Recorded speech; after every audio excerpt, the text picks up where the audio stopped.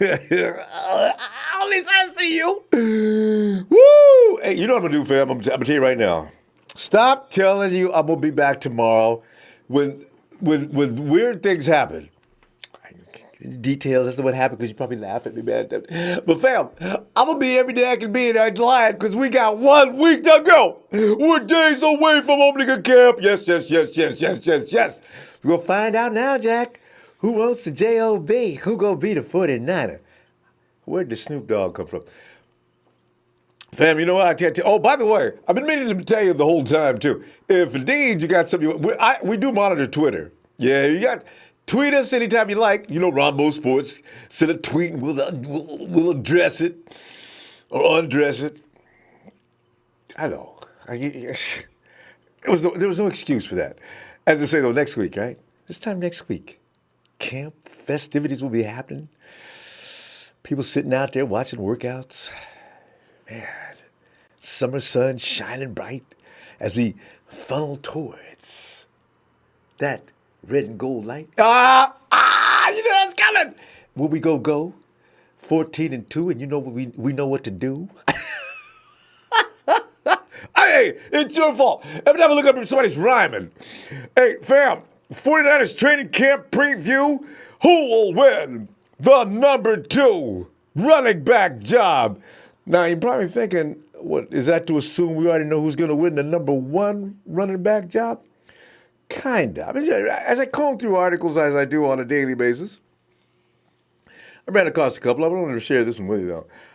The 49ers running back room is a dream come true for any coach in the NFL, of course, because it's got all kind of talent. Versatility borders on insane. You got guys that can run the ball. You got guys that can run and catch the ball. You got guys that can hammer. You know, it's just, man. Kyle Shanahan will be looking closely at whose execution of the playbook is not just good, but because they'll all be capable of doing that good thing. But he'll be looking for a near perfection. Why? Because he can. Because when you look at all those guys in the running back room, why would I just settle for a guy? Give me the dude to score to the Pro Bowl every time. And you got him in there. Because the bar's already been set pretty high for all the running backs in this group. And who do you think will rise to roll at number 1 and number 2 is the question. Who will most likely be the one who may miss some games on inactive day? Oh, the inactive list. You know what? When you think about the 49ers running back room and you look over the sideline, and you know the camera always will do that. Well, it looks like whoever, well, I won't say any name yet. It looks like he's not going to be dressed out today, so it just shows you. And, you know, and booth guys that just goes to show you how deep that running back room is in the 49ers locker room. They got guys that can come in they got several guys that can come in and do damage. But Kyle Shanahan probably selected these guys for a particular reason on this week. And so we're going to see how that works out. All right, I can already see it coming. Let me, fam, before we get into this question, before I go to the phone, let me give you a few things to think about first. There's some questions in the running back room heading into training camp because of the abundance of the quality I just mentioned of talent available for the upcoming season. Now, starting with Mckenna, who signed last year, only to lose a season to an ACL injury, it is not yet known how he would look in Shanny's offense. Now, this is my biggest concern. Why did Shanahan go out and outbid and outpay? There were several teams that were after him. Why did Shanahan put up the biggest bucks and say, I got to have him? There must be a reason for that. It's why I'm very curious to see Shanny, what do you got planned for this dude, man? You went out and paid a fortune. So we see what I'm doing. Meanwhile, Matty B was the fastest ball carrier in the NFL in 2018. You know, that clocking about 22 miles an hour plus. Man, and that's averaging 5.3 yards per carry, which was 4th best in the league. And he was hurt most of the time. Oh, what if he would have been healthy the whole season? Man, hey, Tevin Coleman was added to the mix on a cheap deal and is, of course, an obvious fit in Kyle Shanahan's scheme, as we all know. Also, even in limited playing time last season, Raheem Mostert and Jeff Wilson Jr. gave solid contributions. It's that running back room. What? I wouldn't want. If I was running back, I wouldn't want to be in it. Man, Shanahan's scheme was set up for running backs to succeed, especially given the speed in the current running back room. The question is, who will be the odd man out on game days? That's most of it is not sitting down. Take him off the list if you dare. And he's not only a solid back, he's a special teams ace. He's one of the most vicious gunners in the NFL. And with his kind of speed, and you got Mitch putting that ball up into the rafters and it comes down. Most of you standing and looking at the dude. Catch it. Catch it. I dare you to catch it. Catch it. Catch it. Oh, I love these possibilities. My imagination goes nuts on these. But can the team have 5 backs? Now, Juice will also be active on every game day. He's the only fullback we got. Let's break it down a little further. Projected to start for now, it's already being whispered. Tevin Coleman, Jerick McKinnon, Kyle Juice. I'm saying, Tyler, don't call me, man, and tell me how to pronounce this dude's name. Tyler, what? Hey, Ronbo, it's Juice Check. Juice Check. Okay, anyway, we know how to pronounce it. I'm going to call him Juice. Tevin Coleman has a leg up on all the competition with McKinnon and Matt Breda unable to participate in OTAs. And Coleman's familiarity with Shanahan's system, of course, is a plus. Coleman's 2016 season was his best. Nearly 1,000 scrimmage yards on fewer than 150 touches and a career high. Man was in the end zone 11 times with Shanny back in Atlanta. At that time, Shanahan had a plan of not overloading Coleman with touches, but rather making his touches efficient. Now, this is I don't know if Shanahan's his thinking is shifted since then, but it probably has to some degree. But in the red zone, Coleman, I just remember that thought. In the red zone, Coleman was especially effective, which will be a huge plus to a team needing more options around the goal line, as the 49ers have proven they absolutely, my God, we do. All right? McKinnon's week 1 status may still be up in the air. Coleman is the only lock to start at this point. Rumors got started mainly by us and every other 49ers fan we knew. That after the Coleman signing and after he was picked up, that would be a reason to drop and trade McKinnon. Man, I knew that was bogus. I got and them dudes on Instagram who argued me down in the dirt and called me a fool. I told you, man. Wow. But Shanahan wouldn't have went through busting his almost set it up. Shanahan would not going through busting his bleep trying to get the dude if he's just going to trade him as soon as he gets Tevin Coleman. Shanahan's talking about stacking. It's like, you got $1 million. Why would I worry about that, man? I'm a guy who got another $1 million right there. Go get it. That's the way it works in football and everything else. McKinnon contracts contradicts his thought anyway. In 2016, Atlanta had a success using Devonta Freeman and Coleman as a 1-2 punch. Now, it's believed Shannon's probably looking to duplicate the success he had in Atlanta with Jet and Coleman. I know what you're saying, and I agree. Who probably makes a better Devonta Freeman than Matty B? But then again, I don't know. I've seen clips. There's one out now about just how good McKinnon can be. McKinnon and Freeman are the same physical build, but Freeman's running style is much more physical. And Shanahan could be looking to use McKinnon on more outside runs than he did with Freeman, mainly because of speed. Kyle's bread and butter are his outside runs, where he's enjoyed huge success. Every team he's been with, that's what it's all about. Remember, Kyle went after McKinnon last year, and some believe he overpaid, but until we see what Coach Shanahan, his vision was for McKinnon, the Jet will be given first dibs to shine. And that just goes because of the fact he's getting paid more, if nothing else. A lot of us talk about McKinnon being so-so as a back from many, but keep in mind the Vikings line was not really a run-friendly unit. Them dudes, man, they just weren't that good. So you look at our offensive line, and I know, but I tell you what, that offensive line, they opened up some holes for Matty B last year. And they should be better this year in their second year together. When you need the maturity of also, boy, I'm looking forward to see what does big Mike McGlinchey look like this year. If there's one thing the 49ers O-line is, it's plenty capable of road grade for the running back. Now that Shanahan has Coleman, he may be viewing McKinnon playing the Devonta Freeman role in the offense just for that reason. McKenna is faster, but Freeman is more physical, even though the size is there. But a big plus over Freeman and possibly Breda is that Jet offers more in the pass game also. So if things go south in the middle of a play, let's say they breach the front line offense, Jimmy can just bail right out of there right quick, roll around. Jet will be standing, give me, and boom, Jet's out of here. So with that in mind, projected backups looks like Matty B, Raheem Mostert. Matty B played through multiple injuries in 2018, but most likely he kept doing that just to keep the momentum up that he had built up. He could have sat down, and in fact, he could have got hurt really seriously bad. Remember, they carried him off the field how many times? Man, that was really scary. And he come right back in, still rolling. So the dude demonstrated to everybody the dude's one tough cookie, man. As an undrafted player, you have to imagine Matt pushing through injuries anyway to show his worth. Matty B improved nearly every statistic last season. His yards per carry, 4.4 when he's running with Carlos, to 5.3. And a catch rate, check this, fam. He went from 58.3 to 87.1%. That jumps off the page and in your face immediately. Breda's ranking is still possibly third back in the rotation, which is insane. A third back with them kind of credentials and stats and abilities. This goes to show you.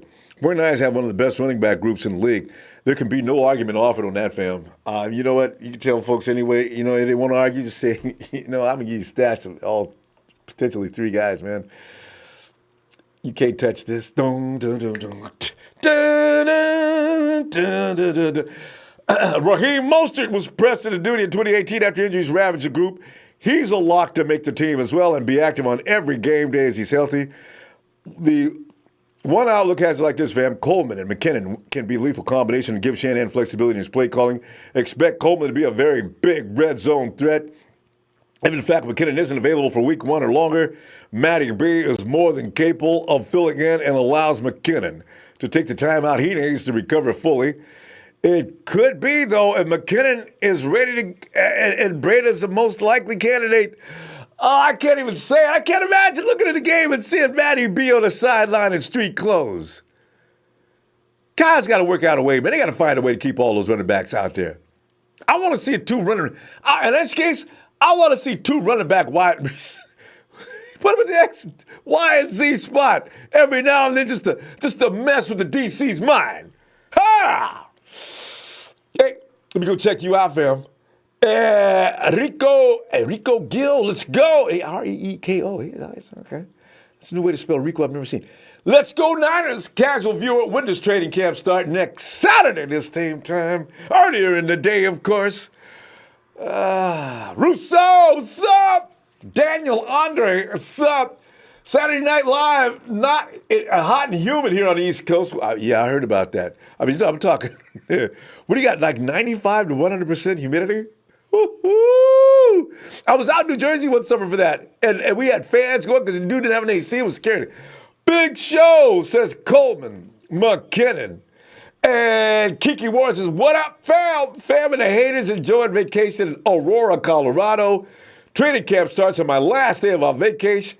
So I got something to look forward to. 49er faithful strong. Kiki. Big Heck says, don't we have to have the first or second best record in the NFC to receive a bye in the playoffs? 10-6 won't cut it. No, Big Heck, you do have to win the division, number one, for a bye week. I'm pretty sure about, yeah. 10-6 is a floor. 49ers ain't got no business losing 9 games is unacceptable. That team's got too much juice. The offense alone dictates, whoa. And the defense, if they look and do anything like they potentially look like they could be, oh my God. Van Life 123 is happy Saturday, Ronbo. Hey, give me a shout out. Van Life 123's San Francisco, red and gold till dead and cold. Chris Smith, if people think the 49ers aren't going to be a lot better this season, then they're not paying attention. Amen. That is the gospel truth. Bosa, Ford, Alexander, Verrett, they make this defense dominant. Boy, Kello's sitting around there saying, man, y'all talking about that dude, man. I'm gonna take his face. Rod Manhammer, what's up, Rod? Ron Cummings. Certain situations have Coleman running back and Braden McKinnon as wide receiver. I'd rather have. I'd rather have Braden as my running back and Coleman and McKinnon as my receivers, due to the fact that this is what they do. Michael Hank says, I waited all day yesterday. Michael, I'm sorry, man. I really am. I didn't do that on purpose. Oh, God. Aussie 49 said, if McKinnon ends up balling out, I'd be stoked, but I think Coleman will be running back 1 and Braden 2 if he can stay healthy. It remains to be seen. We got to look at him. Let's see what we got here. Oh, area code is 605. Sioux Falls. Hello. Oh. Yes. Hello. Who's this on my phone? Is that Sue? I'm sorry, Sioux Falls. Sioux Falls, come on in, man. We're waiting for you. Hey, how's it going? It's going great. It's going awesome. We're a few days away from training camp. And what is your name? Eric Rocky.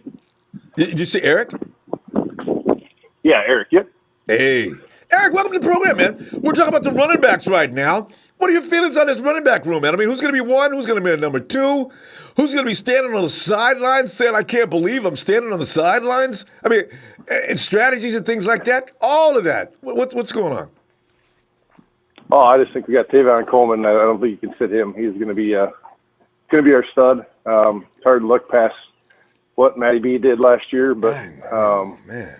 I think we're blessed this year. It's going to be awesome. I'm extremely excited about it. So, Jarek McKinnon's always a little nervous because of his injuries, but being here in Sioux Falls, I used to watch Jarek in Minneapolis, so I was excited to get him. But that's right. You saw him on a regular basis. Tell us about that, because a lot of people think McKinnon's just a 3rd-round back. That Shanahan went out and wasted some money on a guy he can only use on 3rd downs. But you know what?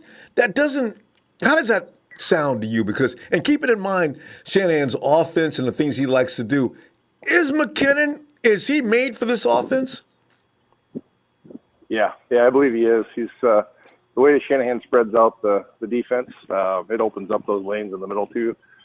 And Jarek, he's stronger than what he looks. He's a small guy, but he can really get up between the tackles too quick, and he's hard to see. So, and his strength is just unreal.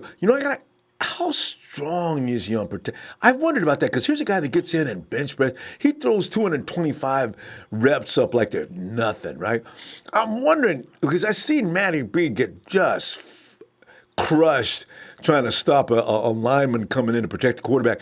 Did he do a good job protecting the quarterback, or at least a decent job?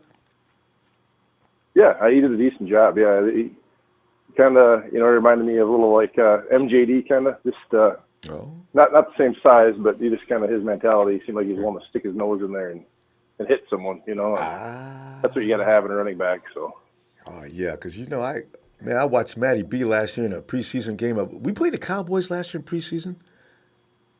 Anyway, Matty, or was it the year before? Matty got destroyed by this mule that came around the side. And Matty B stood in there, but the dude just crushed him like a grape. And I said, oh man, when you're that size, you got to get some technique. I think last year, and last year seemed like it was kind of an unfair analysis of what our offense can actually do, because they can really key in on certain players, and it wasn't without Jimmy G back there. It was a tough year, so I'm excited about this year. Yeah, because you're right. I agree. Because last year's and nobody's going to give us a break on the players we lost. You notice that? Oh, here you come with the excuse, man. All you 49er fans, you got excuses, man. It's not an excuse. How do you lose your first string running back, which I'm sure Shanahan had all kind of plans for? I lose the franchise quarterback. Okay, how many teams can say? I mean, even the Rams, for a bad example, what would they look out without Jared Goff and Todd Gurley? Really, what would they look like? They would have been worse than us. Yep. So So I'm done. Yeah. So no, it's I'm excited. It's going to be an awesome year. So Yeah. I hope everybody else sees it too, because it's we did a lot of off-season acquisitions, and our draft was pretty good, I think. So There you go. All I right. think our defense could be dangerous. Yeah. And because, in fact, I kept looking at the defense at one point there. I stopped looking at the offense because you look at that defense, it makes you what? Oh, my God, look at that front line, D. What are you going to do? Yeah. I'm Whoa. excited. I'm excited to see how Sherman comes back too, back there in that secondary, because he could. Yeah, because this is Now this that is we got some pressure in the quarterback, he might right? look a lot better this year. So I can't healthy. imagine not. And even Akello Witherspoon, should he end up starting? Because I'm not sure if I wonder if Verrett's ready yet. Because an Achilles injury, Sherman wasn't really ready last year, and he confessed to that already. But he had to come in and do what he did. Otherwise, the 49ers wouldn't consider signing him as early as last year, right? So he came in, he was on one wheel the whole season and lived off his reputation the whole time. Because quarterbacks and OCs were afraid to throw on him. I loved it. Yeah. Woo. You bet. They'll be afraid. They won't. I hope they're not afraid this because Sherman's ready to roll now. Eric, what else? Anything else? No, that's about all I got. I enjoy the show, so I appreciate everything you do. So. Thanks, Eric. Appreciate you calling in here, too, and meeting you, man. We'll look forward to hearing from you on a regular basis then, okay? All right, I'll be on. Thanks. All right. Have a good night, Eric. It's Eric out from Sioux Falls. Hey, look. Jorge Ruiz. What you guys? I love that little green guy, Jorge. Thank you for the contribution, too. Every time I look over there, I know what to chuckle. Dude is boogieing, man. Thank you. Hey, hey, Kenny. What's up, Ronbo? Kenny, man, it's like this team, there's so many things to look at. One minute, I got a mad crush on my defensive line. The next minute, I'm looking at the potential of that run, the wide receivers and how many. And then, of course, everybody loves Golden Boy, Jimmy G. And then you think about the running back room. There's so many places you can look around. It's like under the Christmas tree. Kenny, you got this gift. Which one am I going to open first? I'm like, look at this. That's his roster right now. But to the point. Hey, man, you know how I feel about Mckenna, and I think he's the weakest link in the running back spot. So, his last year in Minnesota, you could be right.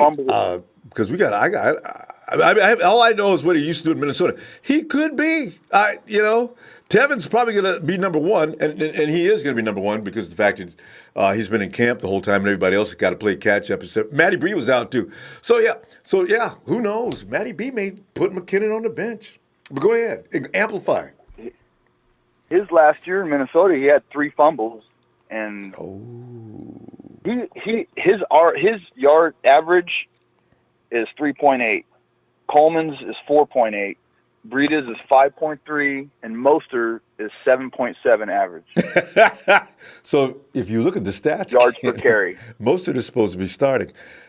Kenny, between you and me, last year, did you notice? I said it a couple of times, and I said it with my tongue in cheek. Do you know Mostert outplayed Breida on a couple of games? But go ahead. What were we going to say? He's not. You know what? Coleman knows Shanahan's system. They're not getting rid of Coleman. And no. Matt Breida can do everything Mckenna can do, but better, in my opinion. And then Mostert, Mostert's good. People underestimate the guy, but he is a badass special teams player. His special teams ability is just a bonus. Yep. And his yards per carry are outstanding. So and we have juice.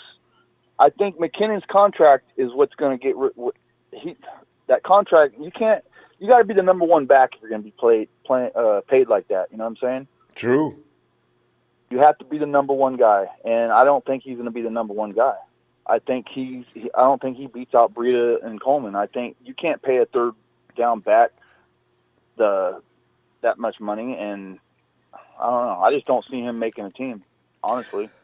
But see, that's the thing. We're going to find out in a few weeks Because right now, because remember, Minnesota's offensive line isn't very good and conducive for running backs. What's his name got hurt over there, actually. Last year, what's that guy, running back's name in Minnesota? But the Vikings are not famous for protecting anything, including Kirk Cousins. Mckenna gets behind this offensive line. And remember, running backs always take a step up when they get with Shanahan and Bobby Turner. So it's a tough call to make. But right now, everybody's got their favorites. And I'm a Matty B guy, too. I love Matty B, man. So, like you're saying, too, can you pay Jerick McKinnon top dollar and have him be in second fiddle? McKinnon knows it. Yeah. He's going to come in. And I tell you, Kenny, he's gifted. He's got ridiculous speed and unbelievable cuts.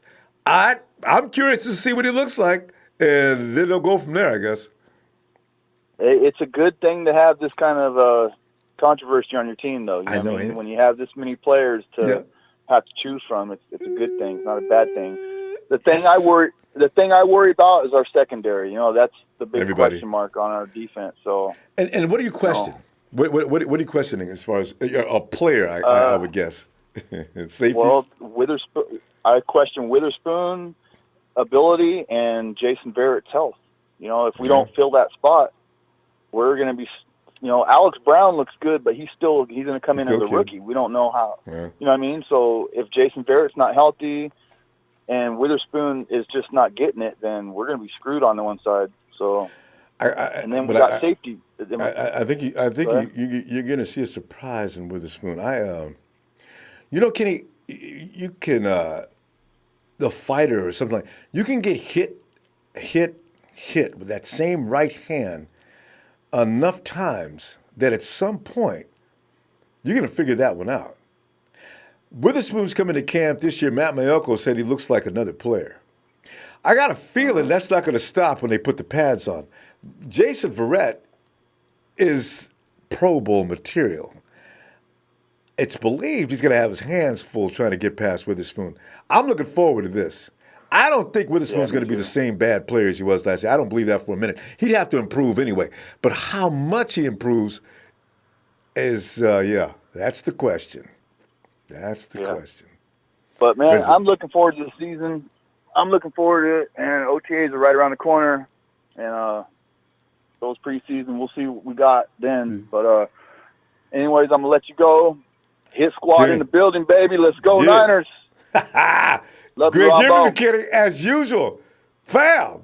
Yep. Tell you what, and you know we will be continuing tomorrow. Oh, hey, you want me to do my record prediction? Please. 13-3 because we got Jimmy G. 13-3 because we got Jimmy G. 13-3 because we got Jimmy G. See, last year we said that, and they gave us all kind of grief after week 3. Hey, you know what? That was last year. This is this year. That's what I keep trying to tell people. Year. This ain't the same team. Yep. It ain't the same team. That's right. Let's go, Niners. Yeah. All right, Ronbo. All right, Kerry. See you tomorrow, fam. Hey, there's Eric Sanchez. He's got his work hat on. Eric, how you doing, fam? Great to see you. Thanks for the contribution, Eric. Oh, man. All right. Rodney Carnes is what's up. Memphis checking in Memphis, Tennessee. Francisco Alcantara. I can't wait for the season to start. Niners! Niner Joe Empire, 6 more days for 49ers training camp. Let's go, Niner Joe. Ah, man. Niner Sickness Show. What up, Niner Empire? Barack 09. I saw Barack 09 yesterday on the comments, man. The photo, the avatar had me crying, laughing. Barack looks good with that hat on, though, man. He got that red up there, he got that logo. You know, Barack's probably a Bears fan, though. Yeah, it's pronounced Devontae. You know, I've heard it. I pronounce it Devontae mostly, but I've heard booth announcers call him Devontae. I always wondered which one, so I use both. But yeah. And Victor Roas, Moglici is an underrated pick. Dude is solid. if anybody said anything about McGlinchey, boy, he's had his issues with pass protection, but I'd run behind that big moose all day with no pads. That boy gets people up out the street. Hey, oh, goodness gracious, y'all, let me bring your attention to the Rev has entered the building. Rev! Ronbo.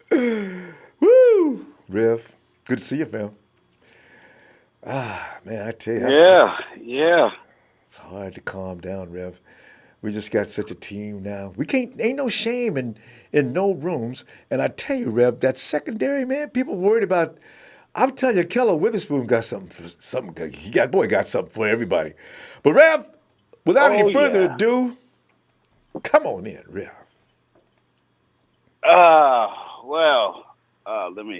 Let me get the stretch out right quick. Let me give a shout out to the family, the Red and Gold Worldwide, 24/7, 365. Shout out to the man Ronbo. Back at you, fam. Well, now we got that out the way. Let's get to the heart of the matter. And anybody who knows the Rev, that I've been up here talking about the 3 deadly venoms, which is our backfield. That's their names. It's the 3 deadly venoms. And I see so much potential. I see so much danger coming out of this backfield. I really see Breida being the number 1 per se. Woo. Just because he's had the workload, he knows the playbook. But I like that we brought in Coleman because he knows Kyle. So I won't really say there's a number 1 overall per se, but it's going to be a beautiful, and I say that with the most just, it's so grandeur when I say beautiful, that as a defensive coordinator, I got this team that I'm facing with 3 running backs that can run, catch, and have speed. Yeah. Pick your poison. That's my motto, and I'm sticking with it. Pick your poison. Regardless of the fact, I don't care about, 1,000-yard running seasons or whatever. I care about efficiency.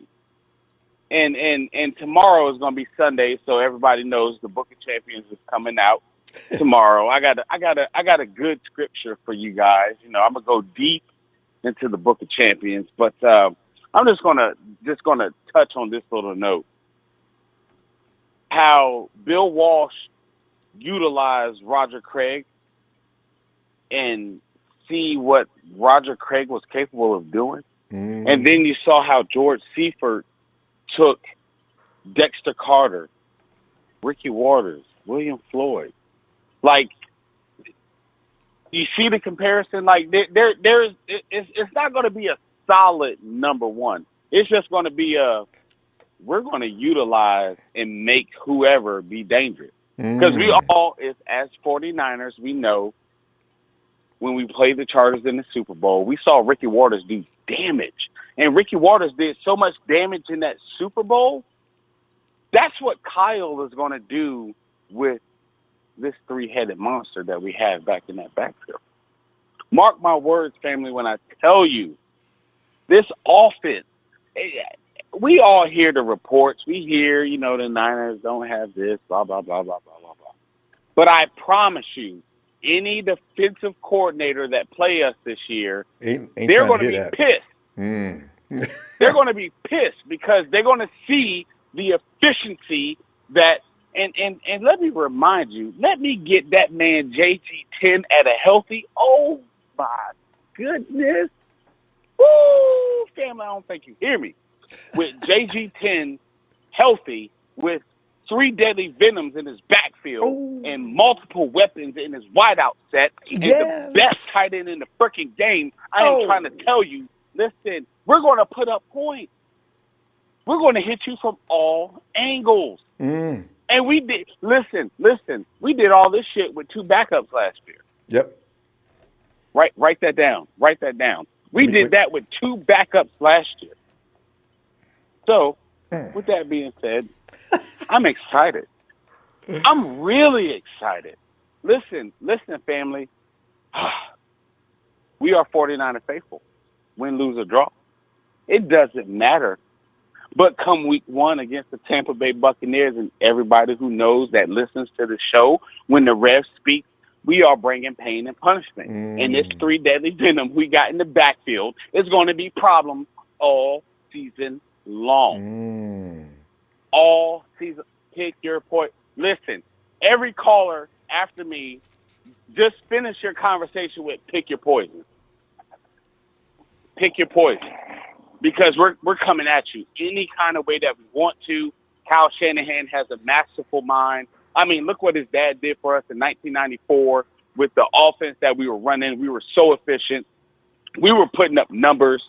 It was consistency. And that's what Kyle Shanahan wants in this offense is consistency. And we're going to have that. So I'm going to leave it at that because tomorrow is Sunday, the Book of Champions. The Rev got even more words for y'all tomorrow. But, Ronbo, I thank you. We love you. It's going to be so good. You know what I mean? You know, just everybody just be safe, be cool. You know what I mean? Just rep that red and gold. Get pumped up because training camp is right around the corner. Family, get pumped up because I'm more pumped up. I got all these people out in – see, I'm in Carolina Panther country, and they're mad at me because I got my flags on my car. I got my colors on. They laugh at me. They joke at me or whatever. But the one thing that I tell all Panther fans is you played a Super Bowl in my house and you saw what champions are, but yet you can't be a champion. So with that being said, and then walk away Ronbo, thank you. We love you. Thanks, fam. The Rev will be on tomorrow. Book of Looking Champions. I got a good one for y'all. Holla, be safe, be cool. Rep that red and gold. We pump it in our hearts. We pump it in our veins. We are ready for 49er football. That's all I got to say. Hey. That's all I gotta say. Says it all right there, Rep. So Ronbo, do me a favor. Can I get an amen? Amen. What an exclamation point. Can I get a boom shakalaka laka? Boom shakalaka laka. Boom shakalaka laka. That's what I'm talking about. So as I end this, in order to be the man, you got to beat the man. Woo! All right, Ronbo, I'll holler at you, man. Rev, I'm looking forward to it. Book of Champions Sunday. No doubt. Book of Champions coming tomorrow. I'll holler. Have a good night, Rev. All right, peace. All right. And let's go to, and there's Brian. Brian! Hey, Ronbo. Hey, Brian. Long time. Yeah, let's say this is the first time for this season, actually. Yeah, long-time listener, occasional caller. I just how's the fam? Wanted to jump in. They're great. They're doing good. We are very excited about the season coming up. We want to try to go to the Seahawk game in Santa Clara this year. Should be fun. That's most definitely. So, I always try to call and ask you a question. And right. I know you got the topic tonight is the running backs. I think we keep all 4. I think we keep Mckenna, Coleman, Breda, and Moser. I think we keep all of them. We find a spot for every one of them. And the way it worked out last year, with injuries, we kind of need to keep 4 running backs.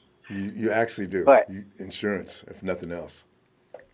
My question, and I've asked you this in seasons before, how many games do we need to win this year to win the West? My prediction, real quick, because I think the overall season we can go between 13 and 3 and 12-4. I think looking at the season record, that's what we can do. If we win the West or not, that's what our record's going to be. But as far as the division, I really got a good feeling like we go 4-2. But Ronbo, how many within games, the division, in your opinion, the division record 4-2? Okay, go ahead. Yeah. But how many games do you think we're going to win in the division? Because I got it written on my whiteboard right here. How many games we've won in the last 10 games against each season? Like the Cardinals, the Seahawks, and the Rams, and they're really, really. We're not looking too hot right now. So with the West and us playing any other team in the division, in the league right now. I really think just focusing on the West and winning the West should be the most important thing for the 49ers this season, winning the division. For a number of reasons. We don't need to worry about getting to the Super Bowl or anything like that. We need to go game by game because that's the only way we're going to win the West. Mm-hmm. So my question again, how many games, Ronbo, do we need to win to win the NFC West? I kind of agree with your 4 and 2 because here's the first of all, you cannot allow the Cardinals to beat you this year if you're the 49ers. You just can't do it. They've got no business beating the 49ers. Maturity, if nothing else. We got a healthy quarterback. There's no reason to be losing to the Arizona Cardinals who are in serious rebuild mode. And let me put you on pause real quick. Let me put you on pause real quick. The last 10 games we played the Cardinals were 1-9. I know. So go ahead, go. Go ahead and go. And also, and here's another thing. The worst that can happen with the Hawks and the Rams is a split. Okay, so and with the Hawks, the last 11 games were 1-10. Yeah, well, yeah, it gets worse and worse. And with the Rams, the last domination. 10 games, the Rams, the last 10 games we split 5-5. Yeah. So but before that, though, it was full ownership of the Rams. We've won the West 4 times since '97. Okay. The Cardinals have won the West since '08 3 times. The Rams since '99 have been to the Super Bowl 3 times and won the West 5 times. The Seahawks have been there 8 times since '04. Wait. They've won the championship. You say the Rams? You said the Rams since '99 have been to the Super Bowl 3 times? No. They've won the West. The West. Whoa, Brian! Won the West. Okay. They won the West, but they've been to the Super Bowl 3 times since '99. The Rams? Yep. The Rams have been to the Super Bowl 3 times. We've only been to the Super Bowl 1 time since '95, '94. The Rams have been to the Super Bowl 3 times? They had the Kurt Warner run. Yeah. And then they just went last year, right? Where's the third one? They went 2 times with Kurt Warner, didn't they? No. Okay, I'm getting off. I'm off. Okay. But, you had me going there for a second. But everything else is right on. And I'm getting at it. We got to win the West. If we don't win the West, then we can't go 3-3. We have to go 4-2. Yeah. So who do we beat 2 times this year? Is it going to be the Cardinals? Because they beat us twice, and they've been beating us. They're Brian, the ones who own us right now. You got to look. Every year teams change. They either get worse, they get better, but rarely do they stay the same. The 49ers. Is Murray better than Rosen? Is Murray better than Rosen? Because he is. Think he is. I'm pretty sure he is. But here's the thing. So with Rosen beating us twice last year. But look what was going on at that time with the 49ers, though. See, there's a lot of difference between Jimmy G starting and CJ starting. There's also a lot of difference when having Jimmy G in the backfield with 3 capable running backs.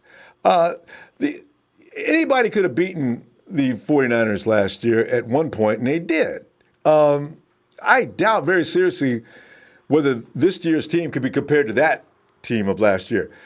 Excuse me. That's why I say you can't really look at last year's performance and base what you could expect to happen this year on that, because you've got 2 different teams now. So, as I say about the Rams, the same thing. That's not the same team as it was the last 2 years coming into this year. They've lost a lot of potency. And you look at the teams, it's already been documented by several analysts already. One of the biggest improved teams in the NFL, not just the West, the NFL is the San Francisco 49ers. So with that said, you look at those overall changes, that defense has gotten really remodeled. As I say, Jimmy G comes back with Tevin Coleman. Maybe Mckenna has come back and he plays up to whatever potential Kyle has planned for him. And then you got Matty B, that's one of the best running backs in the league, in that same backfield. Now I got wide receivers. I got George Kittle, one of the premier tight ends, if not the premier tight end in the NFL. And I got a Dante Pettis who shows a lot of promise. I don't know what I got on the other side, but I do know I've got also Marques Goodwin. If indeed Deebo Samuel is what he appears to be, you've got a different team all the way, all over that field. An offensive line that's in their second year playing together. That's a huge plus. So a lot of things have changed since last year. So looking back at last year's records with the Cardinals owning us for the last several Hey, years. Ronbo. Brian? We lost Brian.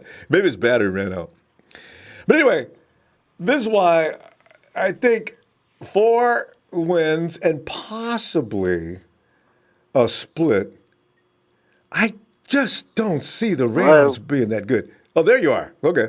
Yeah, you called me. What were you going to say? Brian? Brian, I think your phone's having some kind of connection problem.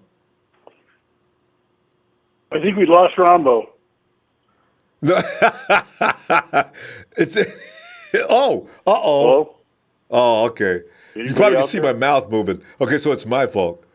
Ah, shucks. I had a lot of things. We have this happen to us every now and then. Let's see if we can get back online with that. In the meantime, I'll do my. Boom, boom.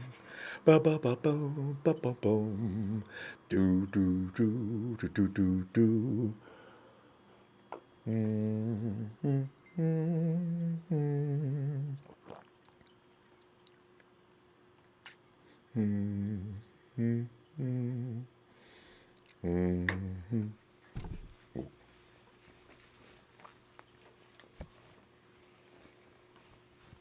Oh, are we back? Okay.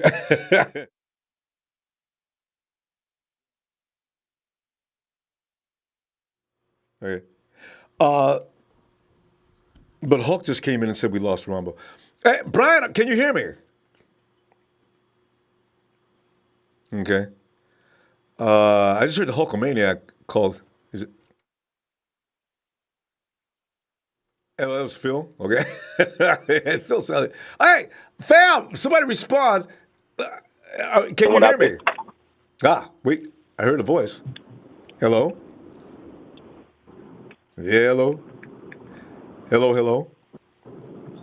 Hello. Every now and then, it could be the phone connection, because I can hear you, but you can't hear me. Is that right? All right. Let me see. Jesse from Walla Walla, we got awesome backs, and let me know when you can hear me. Hank Moody says, I called it first, sweep on the Hawks. Hank, oh, God. I wish you could hear me. Okay, because I really, when you look at the Rams and the Hawks, it makes no sense to look at them as being tougher than the 49ers. But the analysts are still saying the Rams own the division and are expected to win it. And the Hawks made the playoffs last year. A lot of things are predicated on last year. So give me a thumbs up when you hear me. Brian, are you still there? Right. San Francisco, a.k.a. San Francisco, says, don't mean to change this. Can you hear me? Hello.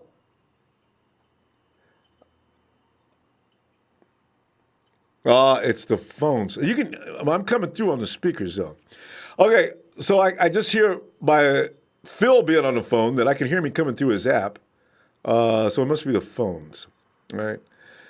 San Francisco says, don't mean to change the subject, but did y'all see George Kittle throwing that 365 pounds? Yes, meant to do that. We may have to start over again if we can't get the phones to work. Jim Throkill, what's up? It's been a while.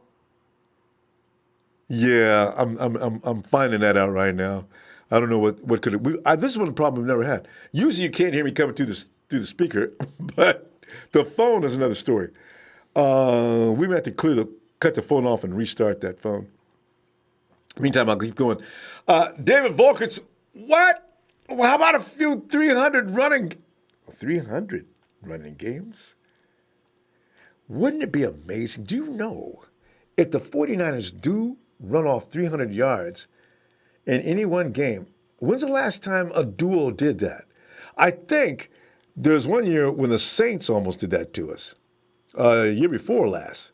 I remember both their running backs did a job on us. I don't think they came close to 300 yards, but I think they both had close to 100 yards. You know we were the worst team in the world was stopping the run?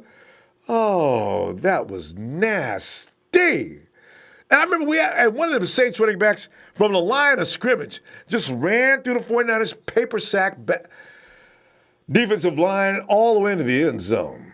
49ers running behind him like, oh, man, you guys can't do no better than that. It's time to make some changes. So, all right. Meek says, Mr. Joe Pappas says, Niners by law, red and gold with Let's Go.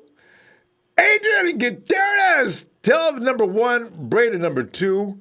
I think if everybody had to make a bet and you had to put some money down on it, you'd have to go with that. Telvin number 1, and Brady alternating with him. And remember, Shanahan's got this thing in his offensive, his positionless offense. It's hard to say, as far as the wide receivers and running backs, who's number 1? You just carrying the ball constantly. Then we're going to see weeks where Tevin's not carrying the ball constantly. We're going to see weeks when the wide receiver of this particular day is maybe Dante. And then the next time you look around, all of a sudden Goodwin's taking over. Or maybe even our rookie Deebo Samuel. Hell, who knows? Jalen Hurd may come in and make a scene right at the beginning, and maybe he's the guy of the hour on a weekly basis. It's just hard to know right now because of Shanahan's philosophy and offensive style. So we're going to have to wait and see on that. That's why I say, naming these guys. Oh, let me see. Will, can you hear me? Yeah, our phone is definitely. Will? Will. It's funny, though. I can hear you on the phone. But we got a disconnection somehow. Will, my player partner. Answer that phone, Will. I got a feeling he's trying to answer now. All right.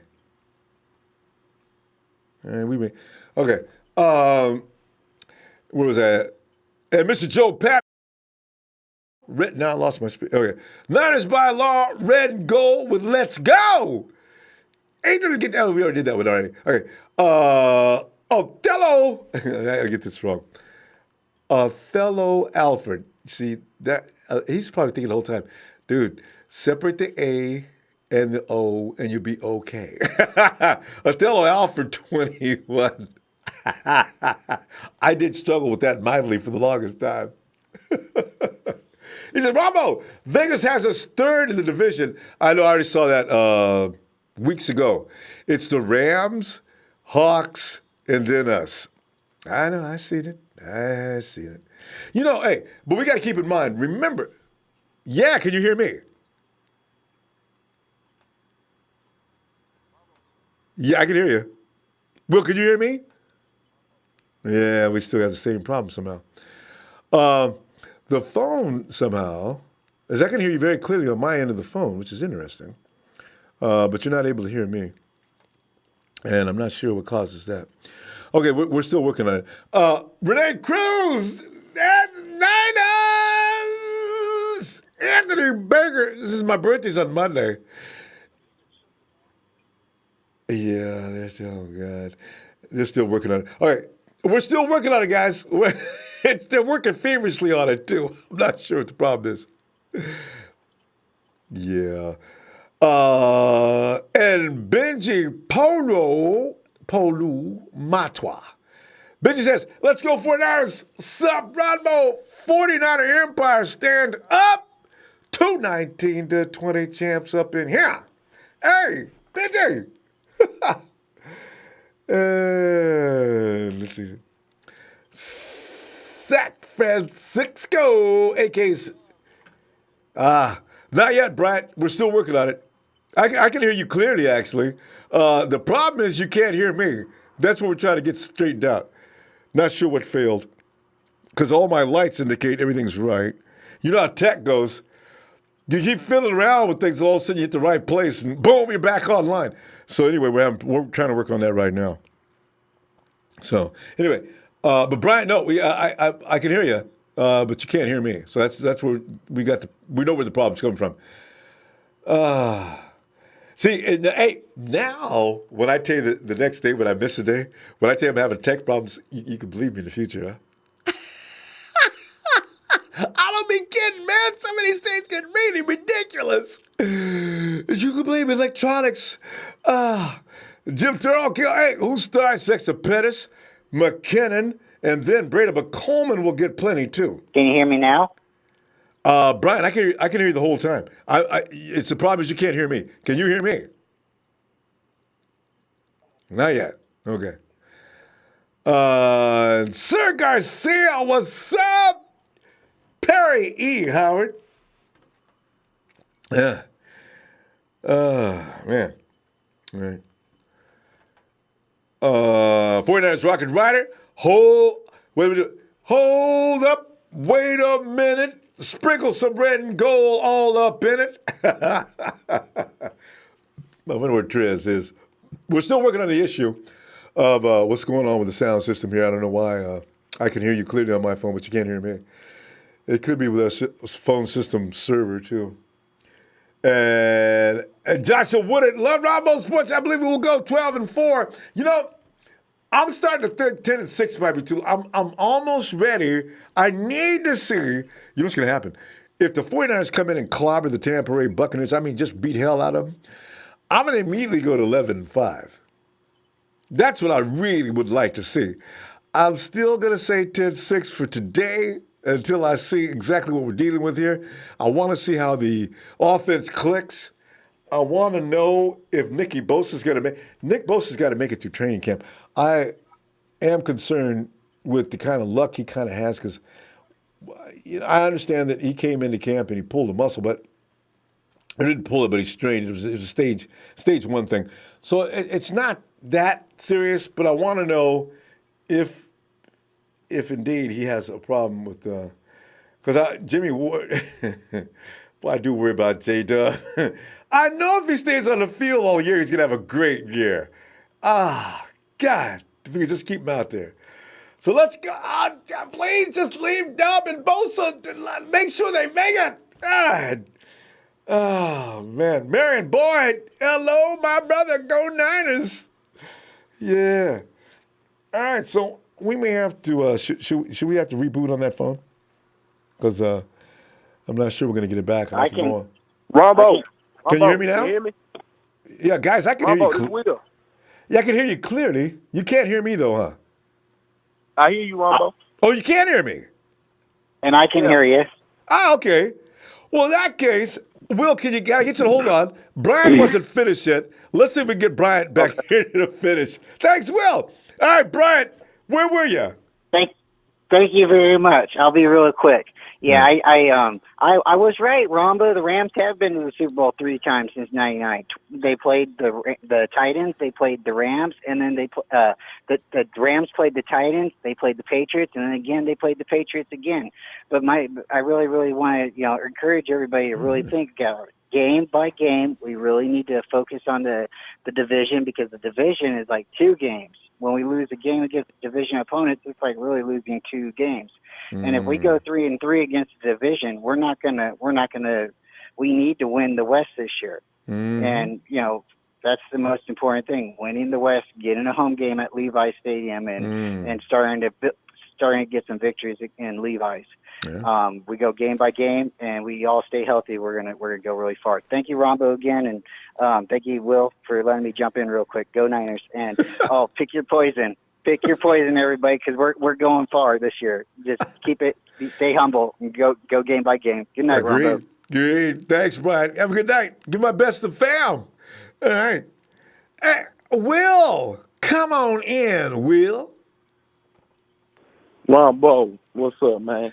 Oh, man, I'm looking at that running back room, and I'm thinking of all the magic. Because, see, one thing we got that no other teams got, well, a couple of the teams got. Andy Reid's a bad dude. Josh McDaniels seems to have that Patriot offense running like it should on most days. And then there's Kyle Shanahan. See, this is what is not getting enough consideration. He hasn't had the weapons he's needed. I believe he does now. They're all young and need a little more maturity, but them boys are loaded, locked, and loaded. Whew. But we're looking at 1-2. Who's going to be the dudes? Man, Ronbo, man, can we get this clear, man? In what world is someone living in saying that Mckenna is getting cut from his team, man? Yeah, I know. In what world are we living in, man? Man, this is crazy, man. I'm telling you, man, this is really starting to irk me. I'm tired of hearing this shit. This man ain't going nowhere. Out of sight, out of mind. Shanahan spent all this, man, Kyle Shanahan spent all this money for this man, and this man got hurt. That don't mean we got to cut him just because Coleman came in. They gave Coleman a 2-year deal. If that was the case, they would have gave Coleman a 4-year deal. See, McKinnon ain't going nowhere, man. And, I mean, I just want to touch on that a little longer. Coleman got a 2-year deal. You know what this means? Kyle Shanahan sees something McKinnon ain't nobody aware of. I'm really, man. McKinnon's got to get on the field because with McKinnon, it's been out of sight, out of mind. People jump to conclusions on McKinnon just because they haven't seen him. After they see him, I don't know. They may change up. We'll see. But go ahead. Man, the only reason McKinnon in Minnesota, only reason he wasn't, man, they had the dude Cook in front of him, man. Yeah. The dude running back Cook from Minnesota was in front of McKinnon. You know what I'm saying? That's why everybody's saying this man's a third down back. It ain't because he's a third down back. It's because that Cook was in front of him, man. And I guess when he got hurt, McKinnon took over, man. And when he took over, man, he balled out. That mean they had a backup that had something special. And now we got him now. So, you know what I'm saying? We can't say this man is out just because he got hurt. I mean, that ain't fair. You know what I'm saying? We gave that man all this money. We was all bragging about, McKinnon gonna do this. McKinnon gonna do that when they picked him up. You know what I'm saying? But now when he got hurt, y'all want to throw the man in the trash can. No, man. Look, man, Kyle Shanahan got a plan for all these guys, man. Now, I can understand McKinnon not starting because I believe Coleman gonna start because he been in Shanahan's offense and he knows the offense. You know what I'm saying? He be getting the most reps.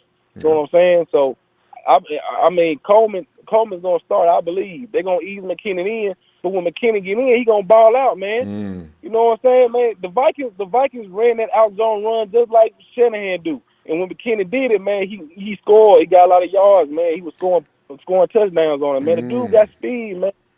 You know what I'm saying? If y'all saying McKinnon gonna get hurt, it's gonna get put out because he tore ACL, y'all might well say Jimmy G gonna be gone because he tore his ACL. Y'all might well say about Jimmy G. Y'all ain't giving that man a fair chance, man. I be getting tired of that shit, man. That man ain't never played in Shanahan offense because he got hurt. Now he got a chance this year. And that man is not throwing that man away. Kyle Shanahan gonna keep Breida, he gonna keep McKinnon, and he gonna keep Coleman, man. He gonna strategize them guys out for every team. He gonna study every team every week. He's gonna study every team's defense, and he's gonna figure out which running back he wanna put in the game to destroy that defense. He got to find the running back. He got to find his specific running back that can match up against that defense. Man, he going to have Breida and all them guys doing all types of stuff, man. Out in the flat, going to wide out. You know what I'm saying? He gonna have them linebackers acting crazy this year.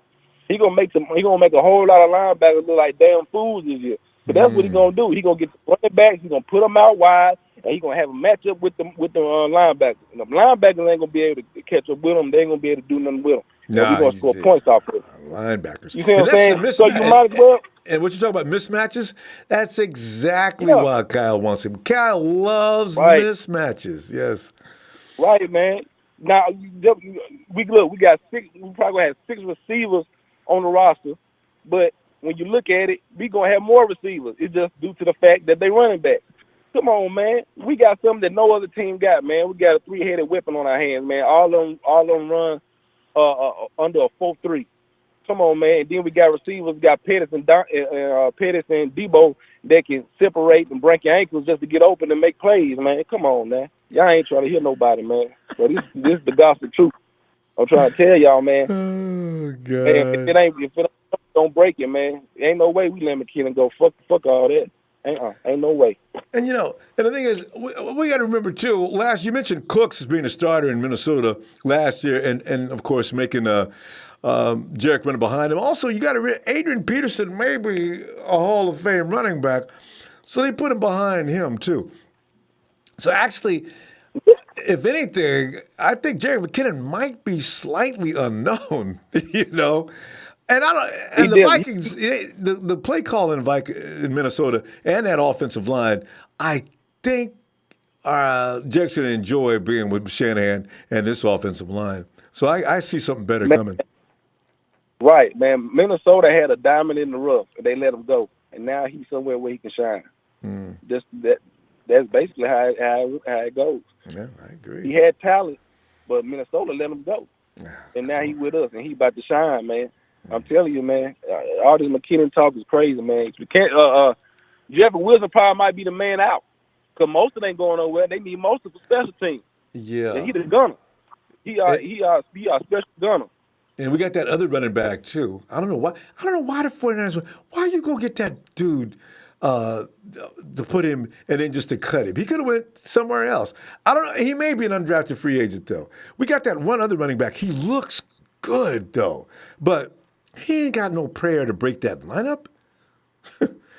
What is that? Man. That other running back besides Jeff? Walters something. Yeah. Austin Walters or something like that. Yeah. Right. Yeah. It's just like Trent Baalke. Every year you should go get a running back for no reason. There was some years you should have, but not every year. Use that spot for somebody else. Get another cornerback or something. Anybody. You don't need. What are you getting a running back for? Oh. Crazy, man. Hey, Ronbo. Hey, you saw the article about Harbaugh liking Shanahan offense. Hey, I got a question, man. I know this ain't gonna never happen, but anything can happen because we the 49ers, so anything can happen. Hey, you think if Harbaugh was the GM, what do you think about Harbaugh being the GM and Shanahan remaining the head coach? I know it's a crazy question, so I was going to see what you think about that. Harbaugh. If Lynch couldn't get the job done. Well, you know what? How good of judge of talent? You know what? That's an interesting idea. The problem is Jed and Jim Harbaugh will never get along again, I don't think. Because yeah, that's true. I forgot. Jed made a big deal about him disrespecting him and Jed needed to be disrespected. He was a child back then, and Trent Baalke was around there using him like a puppet, and that must have made things kind of bad. That's a subject for another day, though, fam. Because all right, man. That's a good question, though. Harbaugh's a GM. I wanted Harbaugh as a head coach and Kyle as an OC. Oh, and Fangio as his DC. Shit. Oh. Man, Ronbo, we already have 3 Super Bowls right now. Yes, we'd be at number 9. Going for 10. Yeah. Oh. Anyway. All right, that's a dream that will never happen. Yeah, man. Nothing wrong with dreaming. But shout out to you, Ronbo, man. Shout out to my TNT fan, my player partner Dre, Trey, Big Show, Jared Fresh, Daniel, you know what I'm saying? The Rev, you know what I'm saying, man? Fuck Rudy, fuck the Rams. They lost and they broke. Well, love you, man. I look for you tomorrow. All right, man. Love you too, man. Take it easy. Hey, let's run all over here trying to make it for lost time. Hey, we got. I see. I love when Trey comes in and. Hey, Lewis! What's up, Ronbo? Lewis, man, I'm sitting there. Now we can do things like we've never done before, Lewis. We can look around our roster and we can just have fun with each room.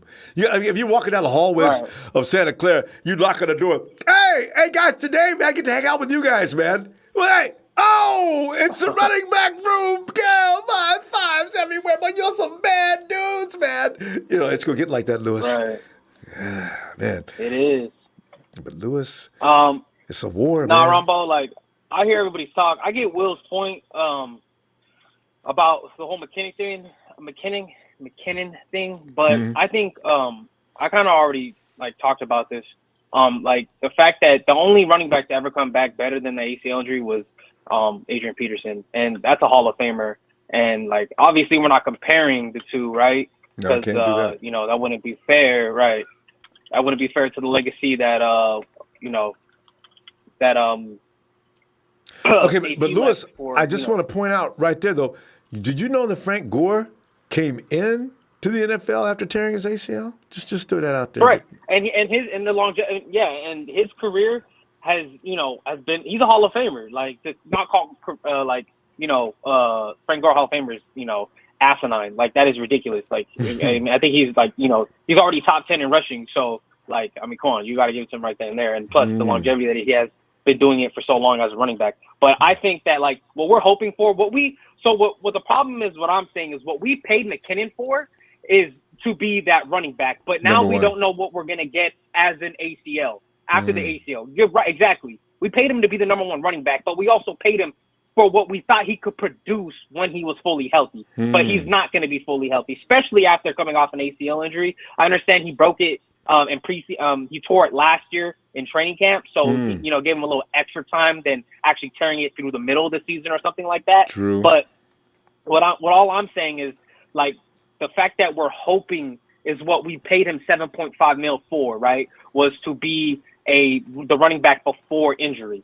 So we don't know what we're gonna get. I mean, I try to be optimistic, but again, the fact that the Niners even tried to look at Le'Veon Bell and they offered him a contract, it was just Le'Veon's choosing at that point, and he chose to go to the Jets. Just kind of shows like maybe they're kind of looking in a different direction. So I mean, I'm just being honest. Like, that's just a fact. Like, they, John Lynch even said they made a push for him, and he even came out and said the Niners did. But one thing we know about the 49ers, especially the front office, if anybody's available, they're gonna go after them, no matter what they got.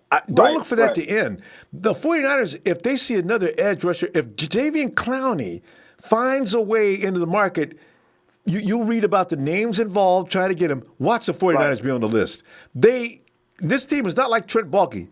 They will go after, if you're a blue chip player, if we got a blue chip player, they must tell everybody in the locker room too. Listen, guys, one thing we want you to know, we will never stop trying to get better. If you're the best, we'll know about it. You'll be tested. So just come in with that attitude, and you'll be fine. And see, that's the way it is.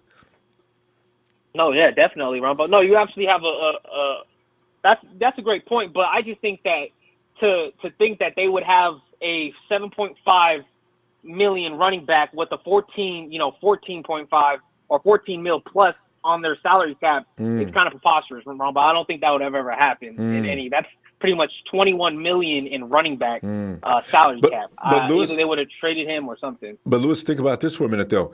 It may have not been McKinnon. They were thinking added to somebody to go along with McKinnon. So that means that's true. They would maybe somebody else is expendable. Everybody would be in the mix. Whoever wins, they're keeping. Whoever loses, that's the way it would be. Right. If Matty B can beat McKinnon, he beats him, and it's Le'Veon and Matty B. That's just the way they look at it. Right. No, most definitely, Ronbo, absolutely correct. And I just think, like, with the whole running back situation, I mean, I feel we're in good hands, man. I feel like this is, in Kyle's scheme, he's never really had like the best, top 5 running back ever in the league. He's just had good running backs, and I think everybody learned from that. You don't need that number one guy to have one of the best rushing attacks in in the league, right? I think Devontae was number one in Kyle's first. Devontae was, but Coleman also got another, Coleman got another. He was putting up good numbers too when they were doing that whole duo thing. So I think like it just proved Kyle's scheme works for a lot of running backs, but I think he's more of like it's not really. I don't really need the best running back. I just need the freshest running backs to get in or rotate. You know what I mean? I just need fresh legs to keep. You're right, Lewis. They go get running backs out of the 5th round. They're not getting. They'll never look for a running back in the 2nd or 3rd round because Kyle's system makes life easy for a running back as long as he's got speed and basic good moves. It's QB friendly and it's running back friendly because the whole scheme dynamic is just a beautiful scheme. Like, I mean, again, that's why everybody. You got people, Browns fans, Raiders fans. I'm talking about older Niners. again, if we always will always have Kyle Shanahan, there's always hope that we'll make the playoffs. That's just a fact. The guy puts up numbers. I mean, we don't need to talk about his stats anymore. We already have, and it just goes to show. But like I said, for the running back the running back situation I'm looking for, I'm actually looking for Matt Breida. I want him to be the starter. Again, he led the league. 4 weeks in, injuries caught up to him, and that's kind of his downfall. But I think if he doesn't become the starter, I think Coleman will, and then Matt Breida will be number 2 until McKinnon finally gets his legs, and then we'll see what happens from there. But I think Breida is like, if you look at his runs, bro, Ronbo, like his runs were so crisp, like he fits the damn scheme, man. And I don't see how you just can't give him a chance. Just again, he just has to stay healthy. That's his only problem. Every week it was like, is he going to be on the injured IR list? Like, you just didn't know what he set out that game. You know what I mean? So if he could stay healthy, hopefully I would want him to bulk up a little bit so he can try to help with the injuries. But you don't want to lose that speed either. So. But my dark horse this year, though, Ronbo, is going to be Goodwin by far. It's Goodwin by far. Like, no, man, because I'm telling you right now. I got a feeling nobody's talking about him. I got a feeling that's working on his ego. He ain't going to say anything, and he's going to say, I ain't got no ego. But ain't nobody talking about him. They talk about Debo. They talk about Dante. They talk about Kittle. Exactly. And I think Dante will be like the medium route. Debo, to me, is going to be like the Baldwin of pass, the Anquan Bolden, just the guy who gets the hard hits, gets the nitty gritty catches, that takes the contact. But I think Goodwin is going to get like those 5-6 bombs that take the top off of defense. I mean, I was literally watching the Niners highlights, Ronbo, and I don't know if you remember when we played Arizona in Levi's. Yeah. Goodwin took a simple slant route to the house, and guess who was covering him? Patrick Peterson, and he burnt him. Oh, cleanly, see, this is the thing. We're going to talk about receivers before this week's over. This is the thing. Right. This is why Shanahan's, it's by formula how he's going to destroy a defense. Ronbo. You got to have Goodwin for that speed. You got to have this guy, you have this guy, this guy. Lewis, we got to go now, though. We get back on all this. All right, Ronbo, but it's all good. But yeah, I mean, that's what I'm saying. But all right, Ronbo, you have a good night. Hello? You too, Lewis. All right, you hear me? Okay. All right, Ronbo, you have a good one. Take it easy. You God too, bless, fam. Ronbo. All right. Good night. Yeah, Lewis makes a good point, man. This is why when Shanahan's putting his assembly of putting that machine together, notice how carefully he puts it. So last year people said, they're going to get rid of Goodwin. No, they're not. Unless they can find a replacement can run 4-3, 4-2. See? Travis Millot, it's my wife's B-Day, Lisa. And can you sing for her, please? And I can. Any chance I get to sing, I feel like that guy that was supposed to be given a chance. I never was allowed to. My neighbors hate it when I sing. I leave the shower window open.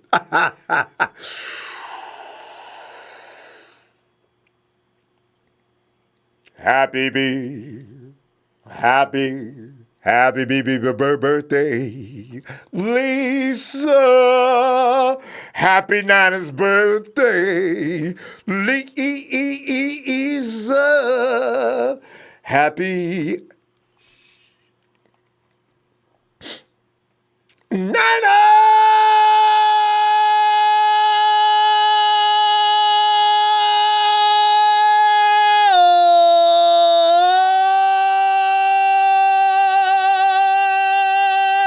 See the Mariah Carey thing? Oh, birthday, Lisa. Any chance to act a fool? Boy, my mom used to get tired of me doing that. Phil, get on in here, Phil. Ooh, let me also say, because Celtics and Niners, boy, that lady, right? She went to ER. She had a tooth going crazy, and they put her out before they gave her treatment. She's got to wait till next week. Hang in there, Celtics, Niners. You gonna be okay? I'm okay. And Phil, you're okay. I'm okay. You know what, Ronbo, though? You look 3 years younger since Robbie Gould signed. I must admit. The glow. The stress was killing me, man. You were out about Robbie for about 2 months. And God, I'm so... Phil, we've got two of the best special teams guys. I know Robbie is going to do a job. And now you got Mitch Wish over there doing weird things to people, too. I can't wait to see this team. Oh, God, there's so many good things happening on this team right now. Yeah. But tonight, Hey, my take on the running back situation. First of all, you're not going to cut Derek McKinnon. No, he's not going to get cut.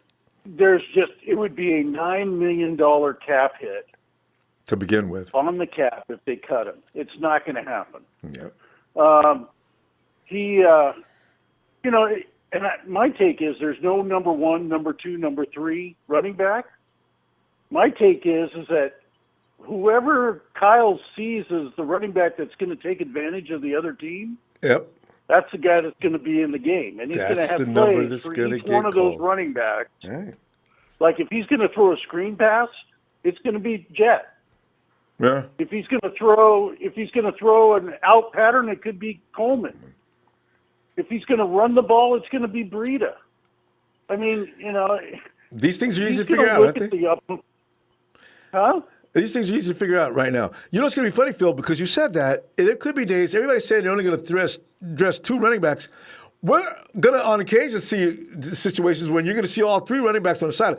I don't need all those tight ends, and I don't need all those receivers if I got 3 capable pass-catching running backs. You know what I'm saying? It's going to be all depending on the game plan that Shanahan wants to do on the opposing team. There it is.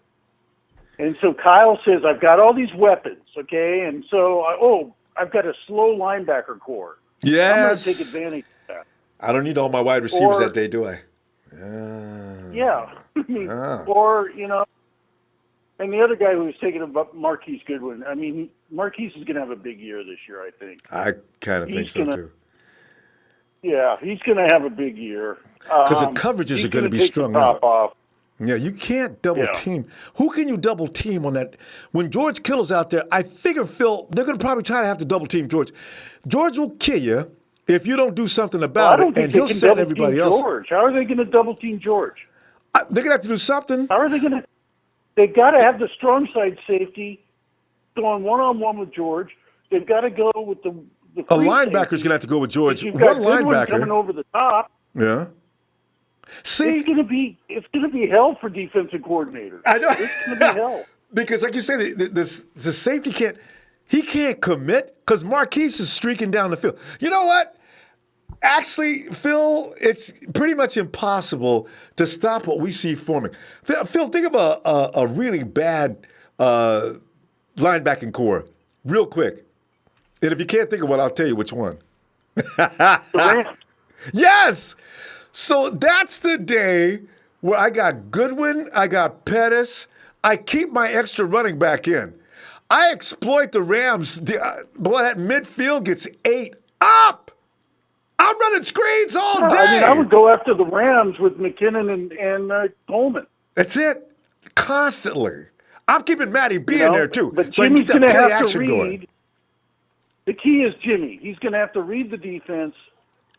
Where the blitz coming from, get the ball off quickly. That's going to be the key for the 49ers offense. And I it's all up to Jimmy. Yeah. Really. He's the key. We've got the weapons. Jimmy's the key. But also, the other thing is, which running back picks up the blitz best? I mean, you see that probably Tevin. Ex-49er who was the greatest at picking up the blitz, and that was Frank Gore. Frank. Well, Frank used to welcome the dudes charging in there. He would stick his nose right into a linebacker coming in there. And Frankie's not that big. So if guys are thinking, these guys, bigger running backs can handle that. You know what? Frankie wasn't that big, but when guys got there, Frankie, he let them know, I'm over here, man. And if you're coming through here, you got to get through here. So and boy, that would be tough. So yeah, I like. No way is Harbaugh. I mean, this guy's bringing in Harbaugh back. I mean, God, Okie back? I mean, no way. Harbaugh was making comments about Shanahan's offense yesterday, and that was pretty cute. He says I like what his game, his creativity. I take things from him, but we don't call it stealing things. We call it doing your homework. He's still the same Harbs. Yeah, but Harbaugh was a power run game.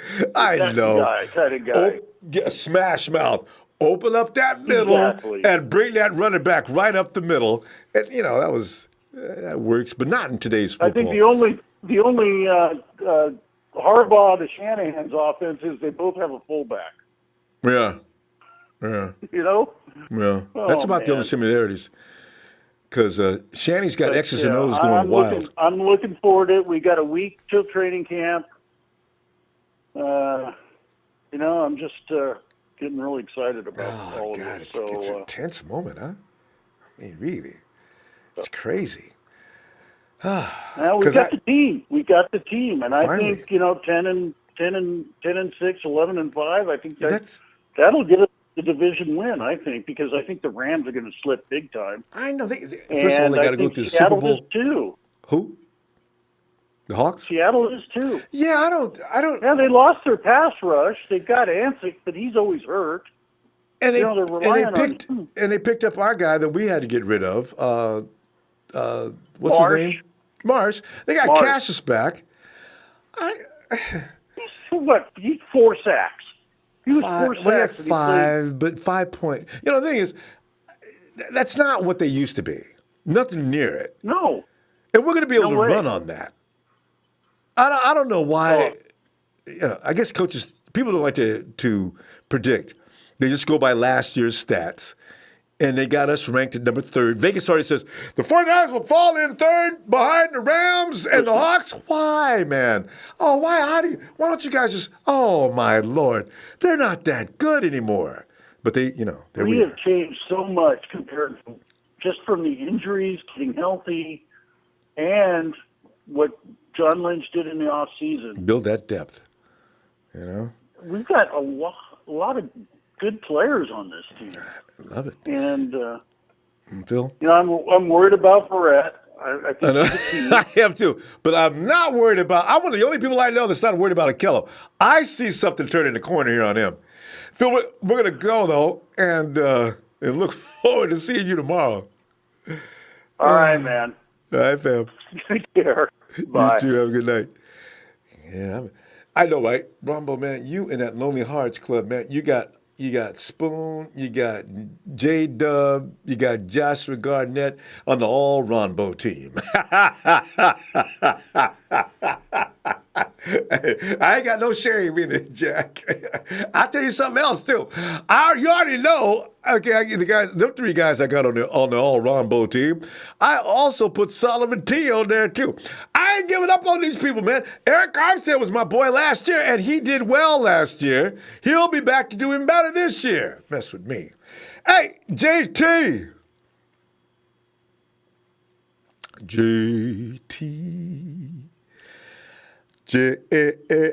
J-A-T. I'll put JT on the all. Hey, Hello? JT. Is that, What's up, Ronbo? yeah, is that you, JT? Yeah, I'm just trying to put my TV down real quick. Oh, good. Yeah, because JT, I'm putting you on the all Ronbo team, too, as well. Yeah. You want to, your company's a pretty solid company. You got J-Dub. You got Akello Witherspoon, Solomon T. And, of course, you already know about J-Dub. And then there's you. I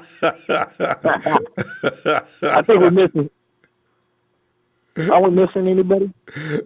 Well, I don't know. Did I? It says J-Dub, Witherspoon, Joshua Garnett, Solomon T. And I already said Spoon, didn't I? Did I say Spoon? Yeah. Yeah, these are the guys that have been having issues down through the years. And this is going to be their year. Eric Armstead's already been on the team. I should keep Eric Armstead on the all Ronbo team. So people Eric give me Armstead. But JT, hey, about the running back room, though, man. I'm telling you, man, it's going to be real interesting to see because everybody anticipates, of course, Tevin Coleman starting, and Jerick McKinnon is being put in for no other reason other than the fact that he's getting paid too much money to sit down. And Matty B, who was in UDFA, the pecking order is probably pretty much going to be clear until people go out there and assert themselves in a way. If Matty B can take that job, Kyle ain't going to make him sit down. Matty B, you got it, baby. Get on in there. Or it's like Phil just said. If we look at a defense that is incapable of stopping this element, because all these guys bring a different element to the game, Kyle's going to go that way. Simple as that. But what do you think, though? Well, I think, people need to calm down with the Jerick McKinnon thing. Yeah, no. We don't even know what we got over here. I know. We haven't even tested the water. He just come off the injury. Shit happens. And we just got to bring him in, if he's still kind of hurt and he's not ready. I mean, when he gets ready, we just got to bring him in slowly.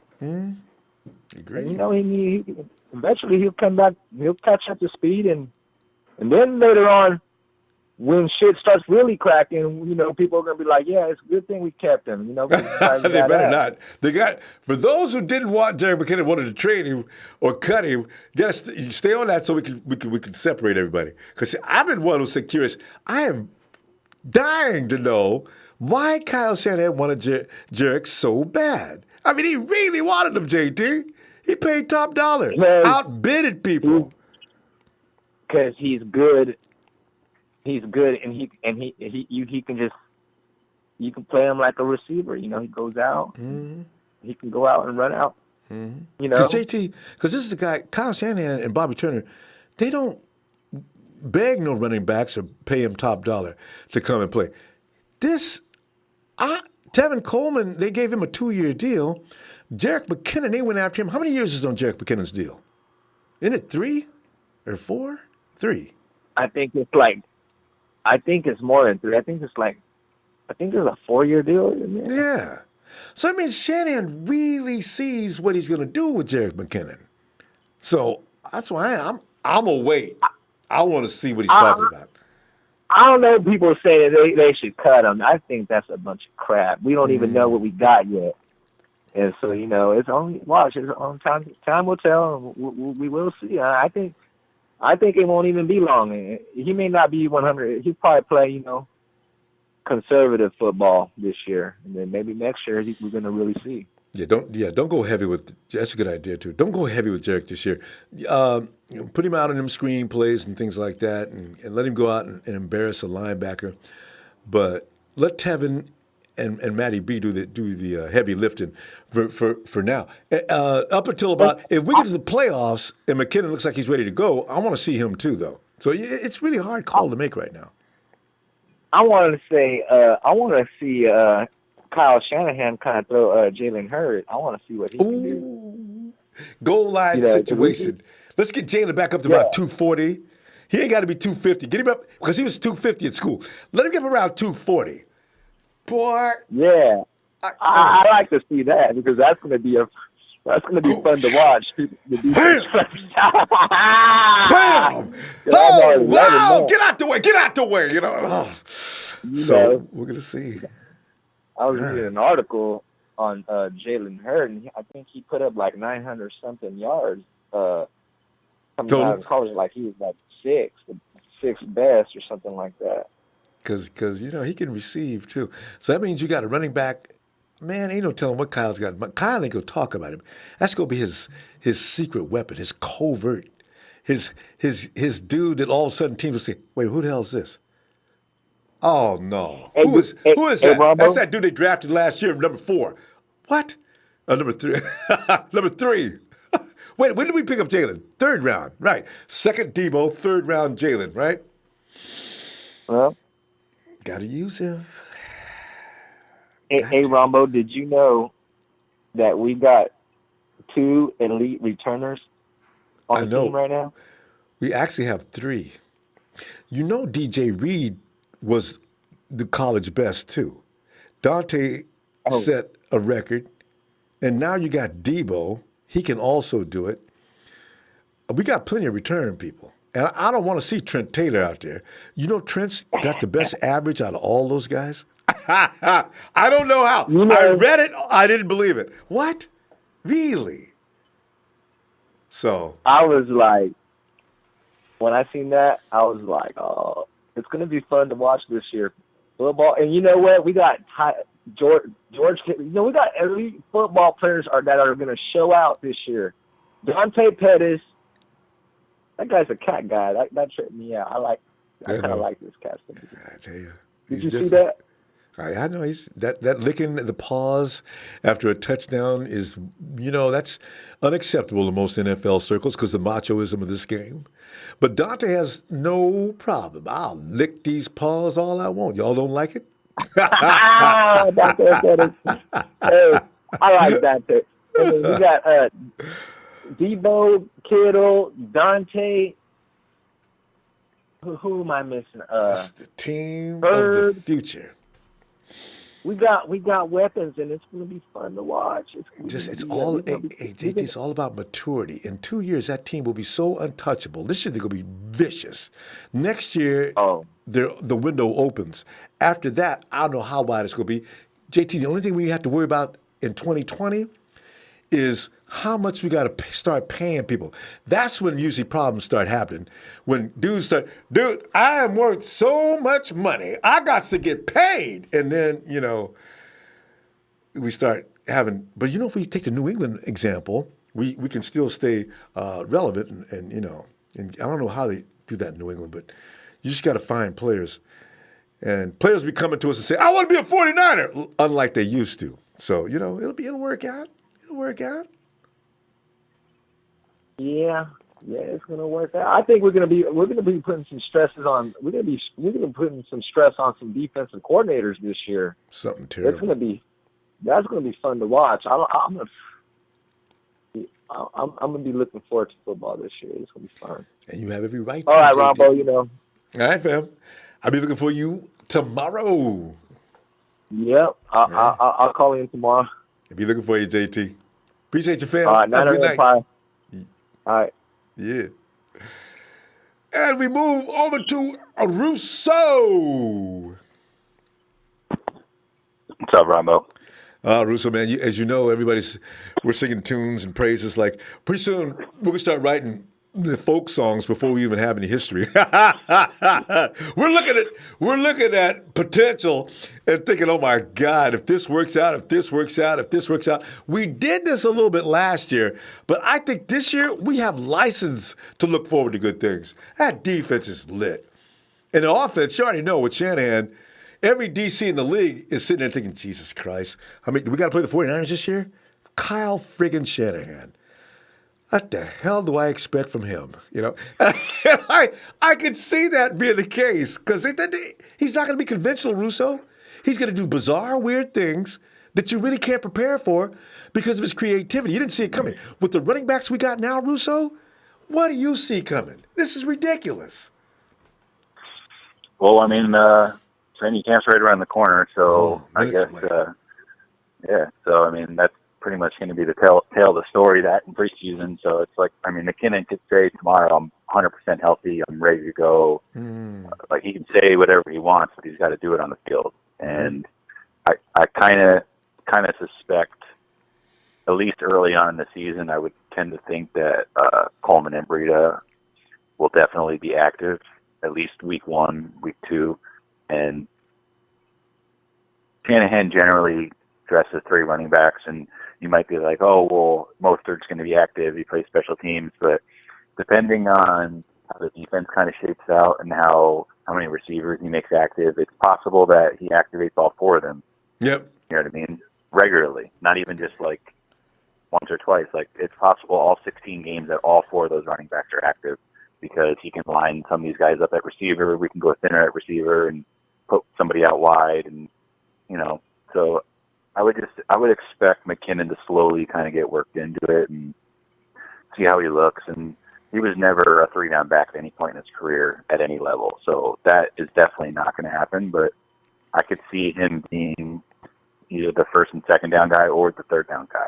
I think he could fit into either one of those roles. Keep in mind, Russo, if you're going to go back to his past, though, do remember he's always running behind a premier back, though. He's always behind a premier back. He's really a third down guy.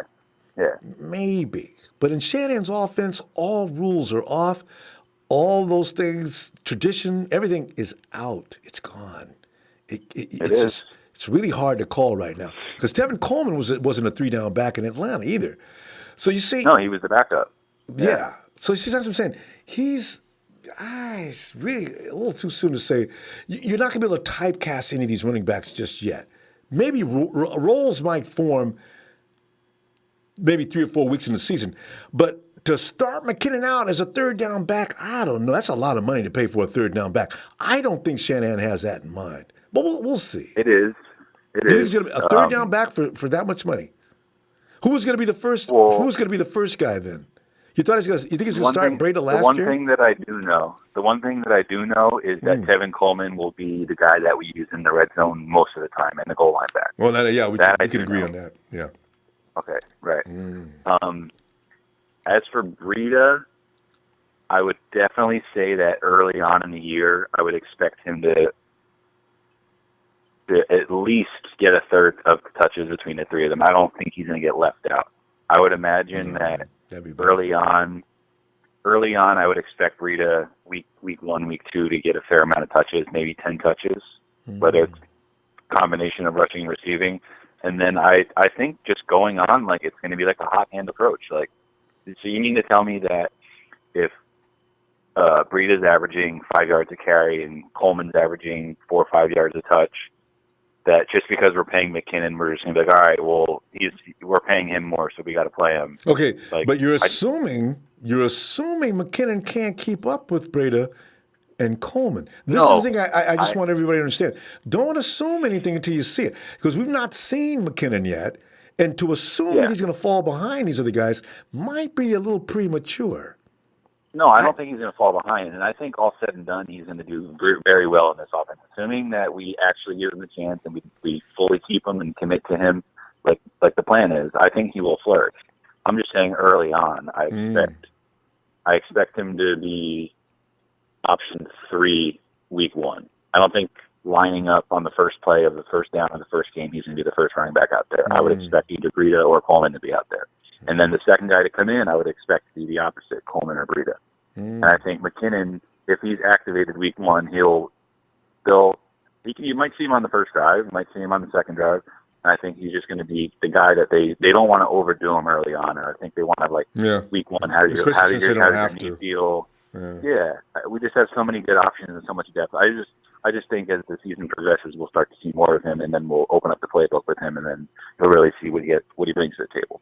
And I think that would actually make more sense too. Yeah, I mean, there's no point in putting him out there necessarily. I do wonder though, what Shanahan's going to do with him in camp and in preseason. Is he going to see a lot of action in the exhibitions?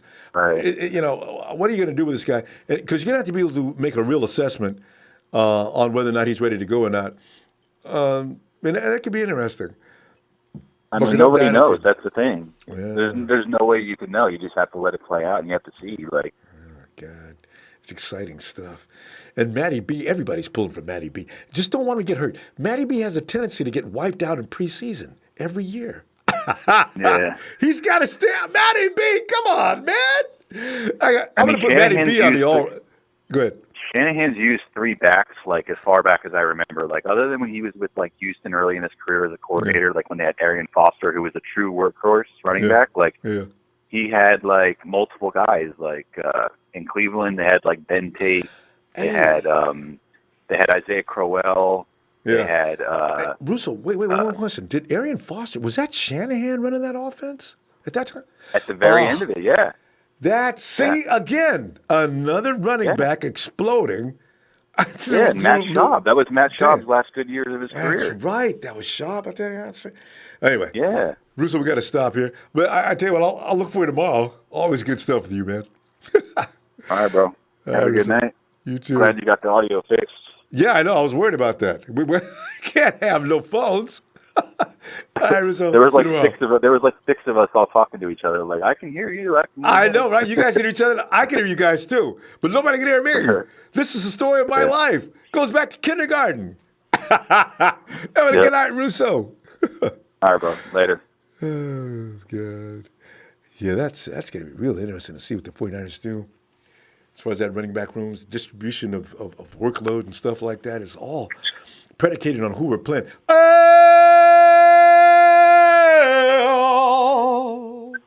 It's a big show. It's a big show on tonight. Show! Why that? Jay!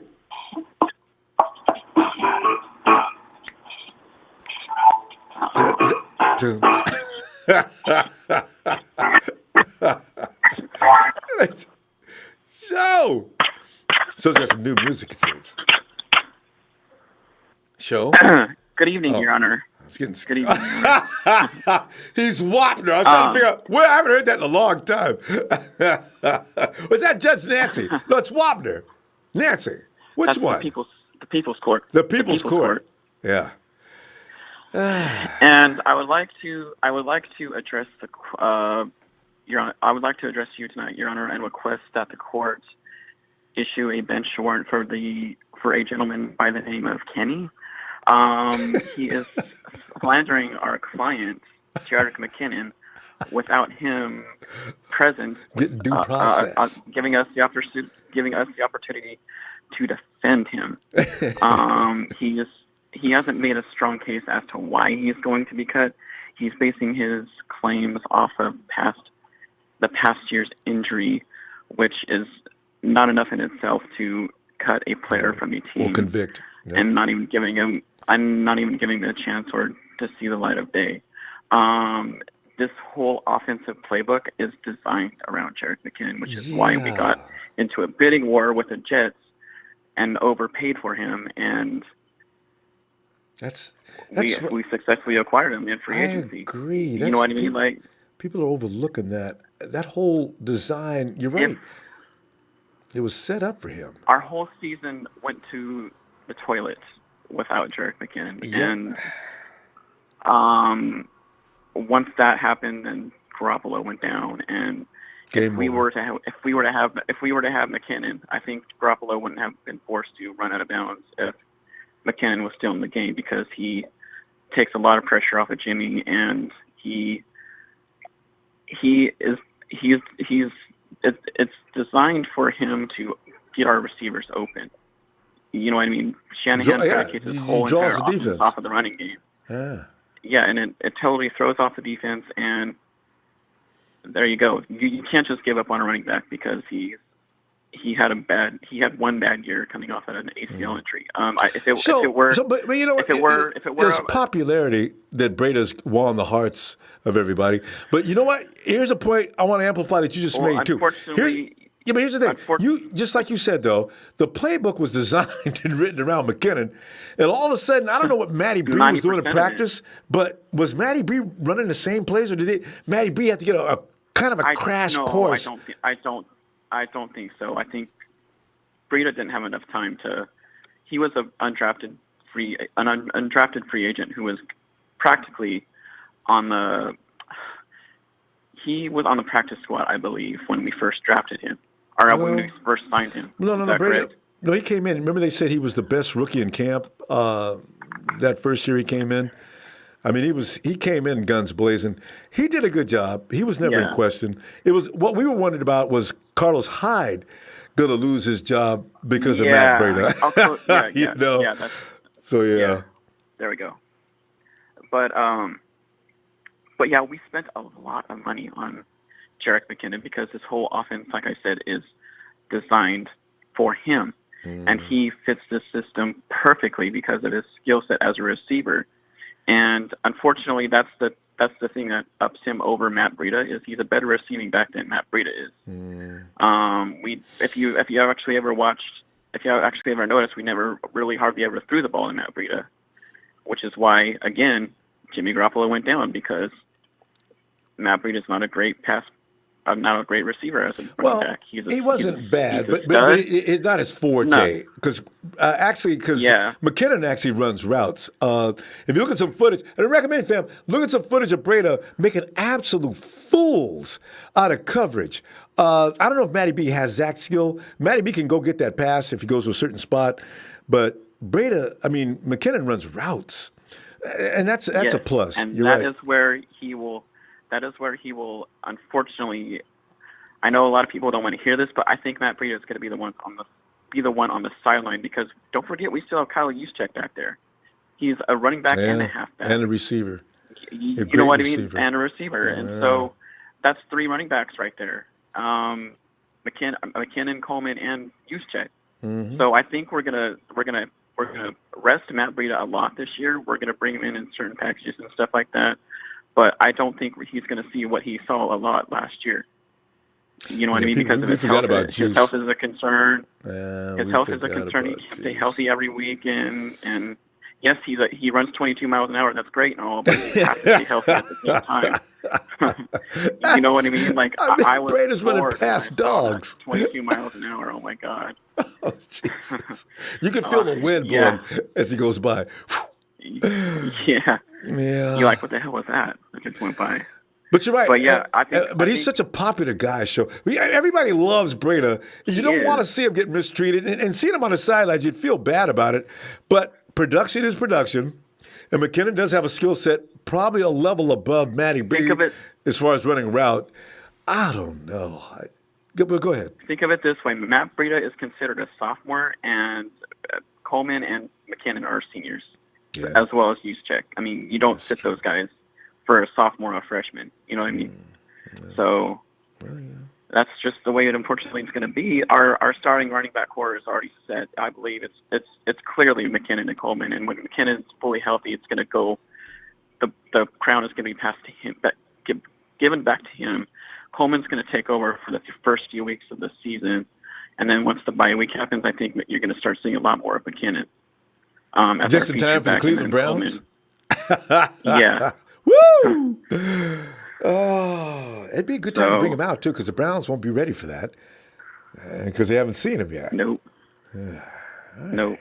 So, yeah, and that's kind of all of my 2 cents that I have tonight. And that's good stuff. Yeah, I think I'm surprised you didn't. As many flags as you've thrown on me, Ronbo, I am surprised you haven't thrown one on Kenny for making that suggestion for cutting. Calling McKinnon our weakest link. You know what I mean? You make observations that are completely out of line. Kenny is saying what he feels. So you say things that you know are going to draw a flag. That's the thing. You know how many times I would be purpose. ejected out of a football? You know how many times I would be ejected out of a football game, Rama, with my your ability to antagonize. Like that. Oh my God. Yes. My unhinged and antagonization and everything like that. But one more quick point. I wanted to bring this up the other night, but I didn't get a chance to. I don't know why people are tripping over Baltimore, Rambo. They are not the same team. Lamar Jackson is garbage. They lost all of their defense, Rambo. They have no pass rush. They have no notable secondary, and they lost C.J. Mosley. Their front seven is depleted. Not like it used to be. And Earl can't do it all by himself. Because they're coached. Oh, Jim. Well, yeah, or John? Harbaugh, yeah, but I don't see us losing to them. I really don't. Yeah, you know what though? I got to tell you, Show, guys like Kyler Murray and the Ravens quarterback, these kind of guys do worry me though. Well, we'll see. Yeah, but they got figured out right away. Look at Kaepernick. They're the same style as Kaepernick, and they figured him out really quick. And look saw that in the playoffs. And look what the Chargers did. The passing percentage of Lamar Jackson in the playoffs, it was garbage, Rombo. All he did was run. Took him out. The whole defense carried them into the playoffs. Yeah, so I figured he was going to work on. He's not a pocket passer. He's very inconsistent. I mean, he's not going to last very long in Baltimore. And he bails and starts. He was just a shiny toy like Kyler Murray is in the draft. I mean, the Cardinals are going to find that out really quick too, and being the quarterback carousel again. So we're going to see tomorrow. They'll probably go after Kirk Cousins. The Cardinals. I wouldn't doubt that. I got to tell you, the Rams are going to have to Kirk Cousins starting next year. Look for a mega monster trade to go down between the Vikings and the Rams. Cousins comes to L.A. while Golf goes to Minnesota. Rams fans, go ahead, come in here. You start talking that. Go ahead. I'll see you tomorrow, okay? All right. Y'all have a good night. All right, take care. You think I'm playing? I'm telling you right now, watch that deal go down next year. Because Jared's going to fall on his face this year. He's got to go through the Super Bowl blues. And also, they got figured out. So Cousins, Minnie will be ready to deal next year because he's going to get his butt beaten, Minnie, too. I got it all planned. Bring him. Rico! Suave. Party, party, boom, boom. Party, party. Rico. Suave. Rico! Bark! What's up, Ronbo? You hear me, Ronbo? I can hear you. All right. What's going on, man? Hey, Rico, man. We're sitting up here tonight. We're checking out the running back room and trying to figure out what they're going to do with it. Now, some have come in and gotten rid of Jerick McKinnon, made him a third down back. And others have said wait till about week 3 or 4. And then you got Matty B, who was like a star last year, but he just couldn't stay healthy. And then you got the premier, I'm going to get into the end zone because that's what I do. Tevin Coleman. Rico, man. And you got Mostert running around on the sideline. He's keeping warmed up between plays and special teams. He's available. Good God. What's going to happen, man? What running backs is going to be the man? And who's going to be the man in all the yardage? And make some predictions on who's going to have the most accumulated yards between all of them. Somebody's going over 1,000 yards this year, Rico. It's a possibility. But first and foremost, I want to send a shout out to Ronbo, you, Thanks, Ronbo man. Sports. I appreciate you and the platform you provide for us. Hey, Love here you you go. guys. Yeah, of course, always. I want to send out a shout out to the Puerto Rican Niner Empire, to the Nighthawk Fan Club, TNT, everybody, all the Niner Empires all over the world. Now, I did a little bit of research, not nothing crazy, but going by 4 years, right? Yeah. All right. Let me break this down real quick. Okay. In 4 years, Tevin Coleman, Jerick McKinnon. All right. In 2015, we got 392 yards, 1 touchdown. This is all Tevin Coleman. All right. Then we got 2016, 520 yards, 8 touchdowns. That's fucking immaculate for a backup. Yeah. Kind of. 8. All right. I didn't know Then we got 8 touchdowns. Yeah. Then 2017, 628 yards, 5 touchdowns. More Then play we got time. 2018. Yeah. Then 2018, he had a breakout shit. 800 yards. Exactly 800 yards for 4 touchdowns. So if you add that up, that's 23,000 yards, 23,400 yards with 18 touchdowns. That's just Tevin Coleman. All right. Now let's flip the page on the book. All right. Now here goes 4 years with Jerick McKinnon. 2014, 538 yards, 0 touchdowns. Then we got, not taking nothing from him, okay.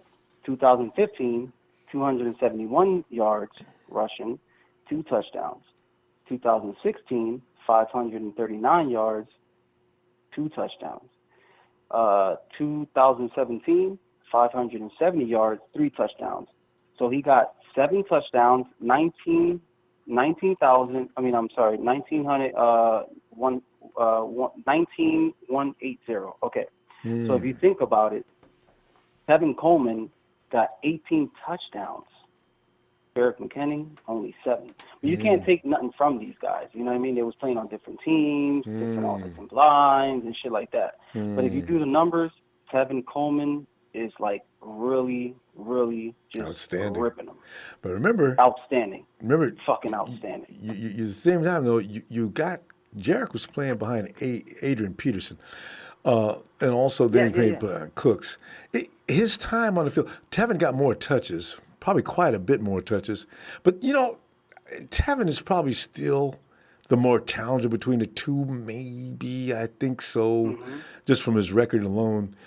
But we've not seen this guy with Kyle Shanahan. So if when Tevin had his best year with Kyle Shanahan, maybe the best of Jerick McKinnon hasn't been seen yet. No, and I agree. Like, not taking nothing from Jerick McKinnon, because when I did my research and I looked at like footage and YouTube clips and shit like that, Jerick McKinnon, oh my God, he's a beast, bro. He's a leader. They call him the Jet for a reason. He's fast. Like, he's good. If I'm a linebacker and he's running toward me, I'm not going to bite on. I'm not going to play up on him, man. You get up on him, Jerick McKinnon will have you laying down with broke ankles. That dude runs some vicious. His cuts are insane. You see that one dude who's trying to cover him in the end zone in that one clip? Jerick did a jig left. His shoulders went right. I said, look at that. He like juked him, and oh my God, yeah. I said, look at if that. If I had a choice, if I had a choice to pick out of who's like the more like Barry Sanders-ish, like juking and all that, Jarek McKenna from the rip. You know, Tevin Coleman's fast too. Yeah. But go straight damn, ahead. like that's what I'm saying. Like I can't wait till this year if he's healthy and he plays to his potential and stuff like that, and Kyle Shanahan can get him to like where he's like, yo, this is what we're gonna do. Da da da. Jarek McKenna, man, he you know, a lot of people be like, oh, you know, we paid him a lot of money, this and that. But if he comes back healthy, man, under that offensive, you know, like, seriously, our coach, he's a beast, man. He's a mastermind. So he can really make Jarek McKinnon look like a fucking superstar. And him and Bobby Turner, yeah, them dudes. I don't know what they be doing to running backs, man, but they be making you into a running back. You know, and, they had a couple I don't know of how fails. you feel about this. Sorry, I don't know how you feel about this. You know, Jarek McKenna, okay, he's great. I mean, he's good. He could be great. But Tevin Coleman played under his, you know what I mean? Like under his playbook and this and that. Do you think it's more, let me ask you a question. Do you think it's like a favoritism kind of thing? You know, not just because Tevin Coleman used to play under Kyle Shanahan and the Falcons and this and that. Like, what do you think? Or do you think Kyle Shanahan is more like a coach to be like, I don't give a fuck if you played under me or not. If you good, you good. If you're not, you're not. Get the boot. Or, you know, do you think he like babies him a little bit more? Or what do you think? I'll give you an example. Kyle Shanahan loves C.J. Beathard. But last year, what did it come down to? He brought Nick in, and he could have made Nick sit down next week after, or the week after. Kyle never went back. And I know he loves C.J. So, see, Kyle's going to play with a guy that gives him the best chance to win, even if his mama's on the team. She ain't playing if I got somebody else who can play better. So, you know, he's going to be fair. When it comes to that, he's going to go with the guy that can help him win. Yeah. So if Tevin's hot, Tevin will be. He will. If Jarek's hot, then that's going to make. And when the dust settles, I don't know. It's hard to say whether it's going to be Tevin and it's going to be Tevin and somebody. It's going to be Tevin and Matty B. Or it's going to be Tevin and Jarek. You know, it's hard to call right now. I think a lot of people are assuming that Jarek McKinnon's going to fail. I ain't going to say that. I don't know. Yeah, you know, just to cut this conversation a little bit shorter because I know we ain't got that much time. But the only reason why I compared these two guys because there could be one of them that'll be one or number two. Either one of them could be number two. Yeah. But Matty B, oh my God, I fucking love him. Everybody does. Man, he's nice, man. Tough. He's nice. When I saw him run that 67-yard run or whatever it was, 65, man. He's great. He's great. He's always one step away from breaking it. I know we're talking about running backs, but real quick, Debo. I can't wait to see him. Don't let me get you started on Debo. Let's do that tomorrow. Tonight, we're going to run because we're out of time. But Rico, let me see the ball, fam. All right, man. Well, God bless you all. And Nine Empires all over the world, and you already know how I do. Niners!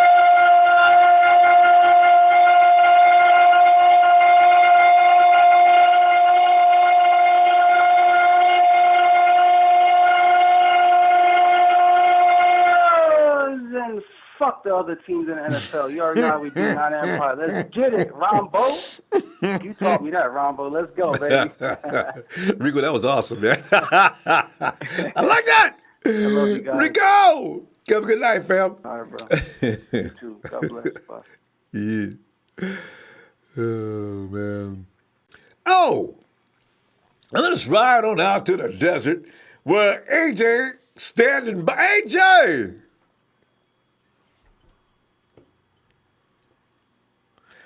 Hey, I'm sorry. I had you on mute. What's going on, man? Oh, yeah. I said, check. I was getting ready to say, hey, check it out. Because AJ, he be leaving, like, no matter where he goes, AJ may call in. AJ could be, like, in the movie theater, at the club, restaurant. Already. You know, I really should enjoy AJ. We used to have the film on you, and you'd be running around the house, and we were like watching a virtual reality TV show. There's AJ, man. He's cooking his dinner. Now he's sitting down to have it.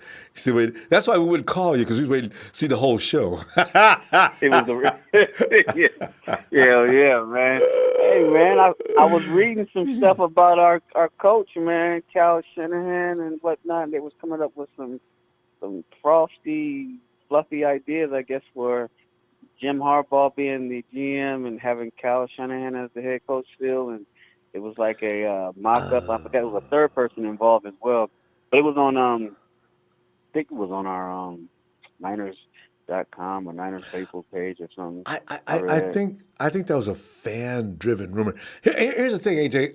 Do you think that Jed York and Jim Harbaugh can ever get along? I mean, remember, when they separated, Jed was very upset with Jim because he thought he was disrespecting him, right? And that little mess between Trent and Jim probably didn't appreciate the fact that Jed took sides with Trent. I think their bridges have been burnt up. I cannot imagine. And I don't know how Kyle Shanahan feels about, because, it's his call, too, as far as GMs go. I don't know if he'd really say, well, I get rid of John and bring in Jim. I can't imagine that.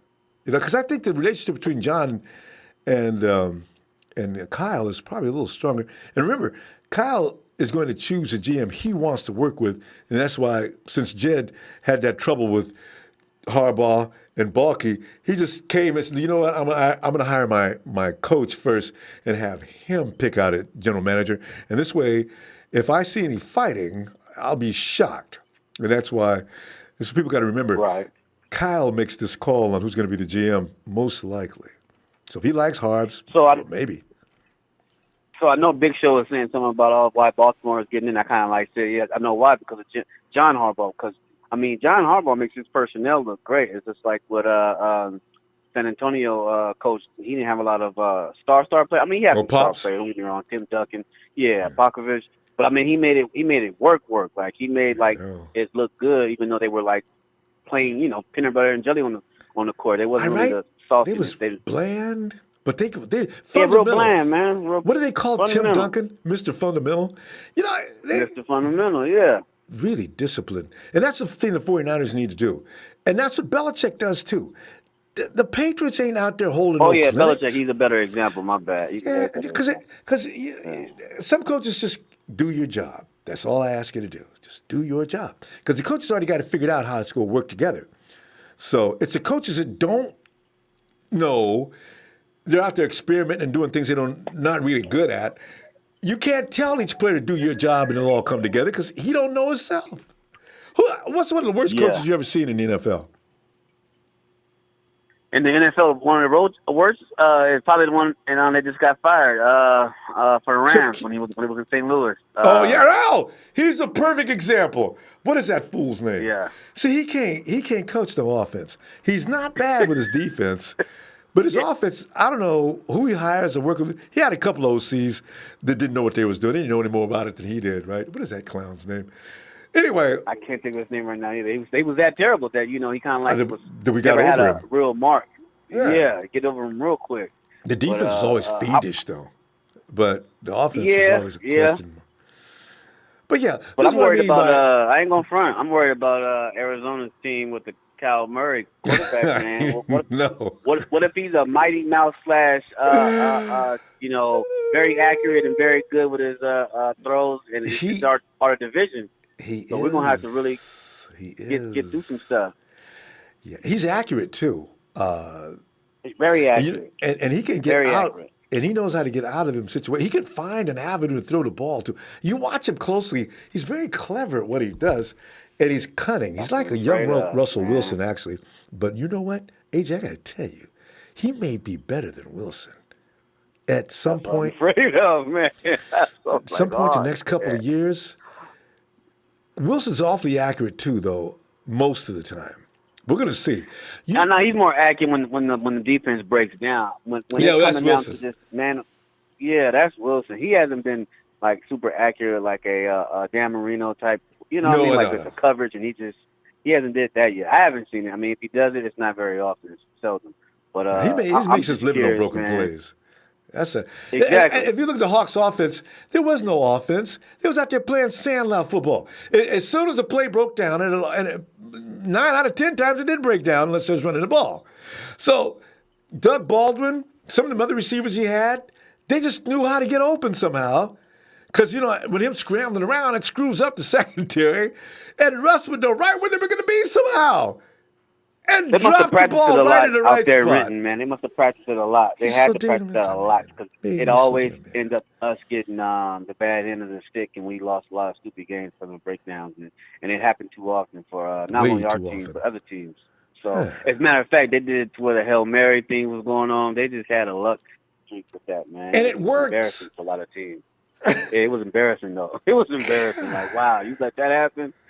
But, yeah, man, I'm hoping we get in the division. That's all I really want to go for on this conversation. I know you talked about the running backs, but in this division, man, we need to get at least, we need to break more than even on our division team and look good this year. Otherwise, we're going to be still trying to swim and see if we can fight to be a great team with this great coach and all this great quarterback stuff. Otherwise, it's lost sand, man. I think it's lost sand, lost time, and all that stuff we talk about, man. It's not going to be a real. It's going to be a reach.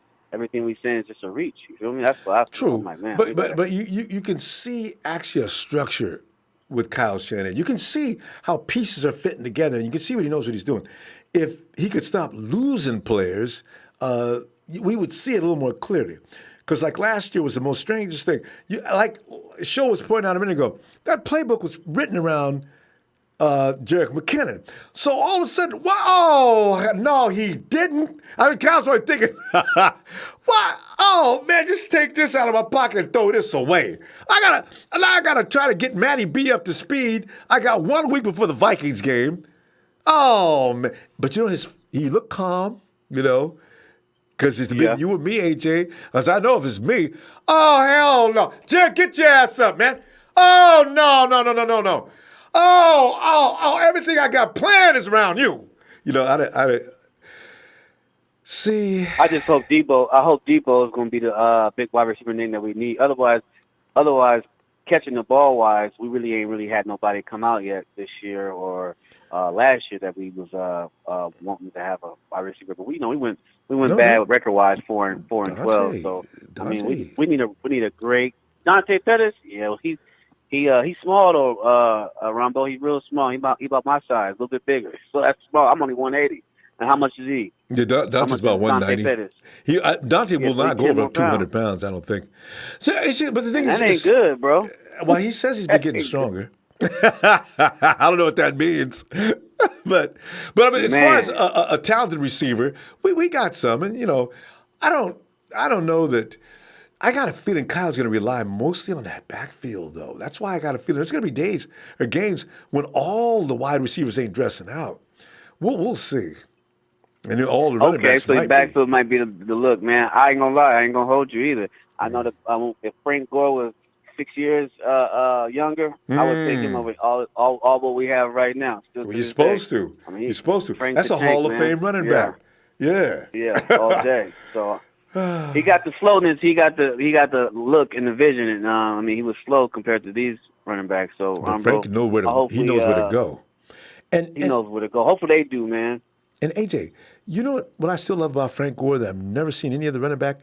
Frank Gore became Snake Man on some running plays. Frank could be like 3 inches off the ground, running horizontally. And still power. Yeah, that was crazy. Frank, how you get that low and keep moving? Dang. Yeah. So he's amazing. That was crazy to see. Oh, and he's still playing. And didn't he get picked up again? Playing for Buffalo or somebody? Playing with Buffalo. That's crazy.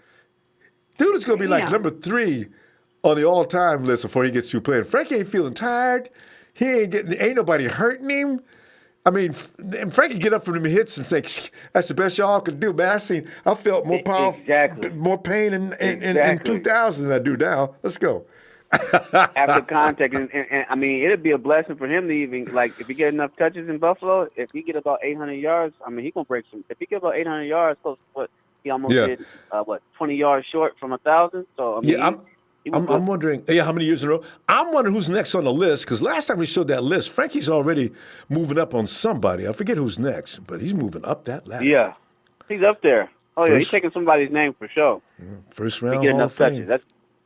You got to get enough touches though. But yeah, man, I love what's going on with hopefully, like you said, the structure. we're gonna see if it's all good. It's on paper. It's all good on paper. We're gonna see if it hit the road like it do on paper, though. I hear you. A lot of teams look good on paper and end up fizzling out. I guess the Rams are good on paper too. Wait till they get that butt whooped. One thing I can guarantee this year, the Rams go do like every team that loses in the Super Bowl. They're going to come down a notch because it takes a lot of work to get there. You have all the wind let out of your sail and get embarrassed like the Rams do. The trauma could last longer and be more severe than anybody knows. And then you got to come back and start all over again trying to get with that coach, that young coach? McVay? I think he's aware of that. McVay, he knows about those same feelings you were saying. Okay, he's gonna come another. But look at the last two teams that lost the Super Bowl. They look like ass next year. It's just mentally it's a tough road to hoe. Maybe though, you're right. McVay may be a different breed and can get them up, but. The Patriots are another story, though. The Patriots know who they are. That's one thing. Yeah. I don't think Jared Goff really figured out who he is yet, and he's got to feel a little bit. He's got to feel a little bit. Man, they exposed me. Man, they're in my head. Do you know every defense in the league that plays the Rams next year knows exactly how to play Jared Goff? Yeah, that's true.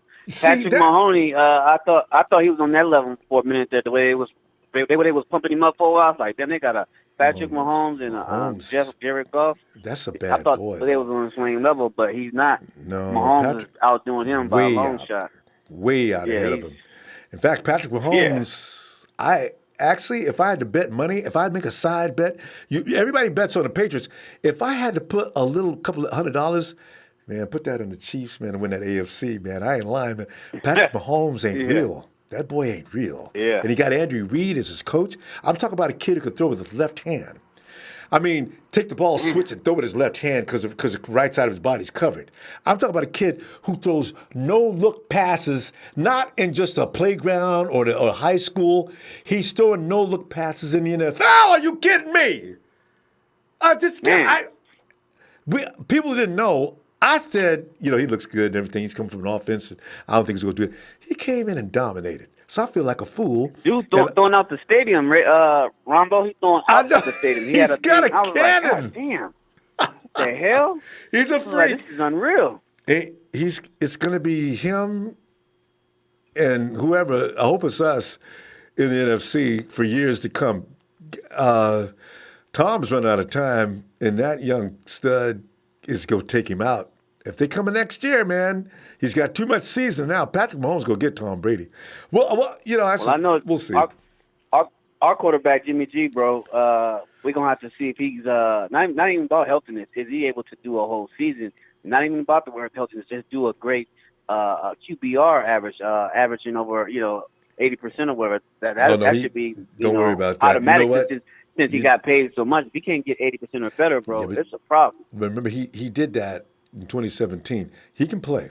No doubt about he can play. He did that, in 2017? How many games he played, though, Ronbo? But the thing is, he has that talent. You can see it when he plays. This is not an ordinary average player. This kid's got good vision on the field. He makes quick decisions. He gets rid of that ball like lightning quickly, and it's accurate. Now, he needed to learn the playbook. Hopefully he's got it down now so he can look natural in it. Last year, first 3 weeks, he did not look natural. He looked like he was struggling. It looked like he was trying to figure things out along with the rest of the offense. If that's down, I think you're going to see more of what you saw in 2017, a guy that's completely in charge of what he's doing out there. Because remember, Cassius Marsh told everybody, we played him in practice, we were both in New England. From a distance, you couldn't tell any difference between him and Tom Brady from behind. So we got something there, but he's got to stay up. And also he's got to learn that playbook. So we'll see. Yeah. You going to the preseason, or are you going? No, you're not going to the preseason games, are you? Isn't it this week coming up? I'll be right here, Jack. You know I don't be leaving, AJ. Okay. Is it going to be this week coming up? The following week coming up? We start on 25th or something like that? Yeah, they got next Saturday. They're gonna have the fans gonna be out there watching what's going on. So yeah, you going? Okay. No, I'm thinking about it because it's only a little preseason look, but you get to see what the hell we're gonna be doing as far as because you're coming from a distance where you're just gonna make a day of it. or you go be in the whole weekend or something, then yeah, you go ahead and get in there if you can. Exactly. But make a special trip for that, probably not a good idea. If you can make a special trip into the city, in the area, you go ahead and wait till the game time. So.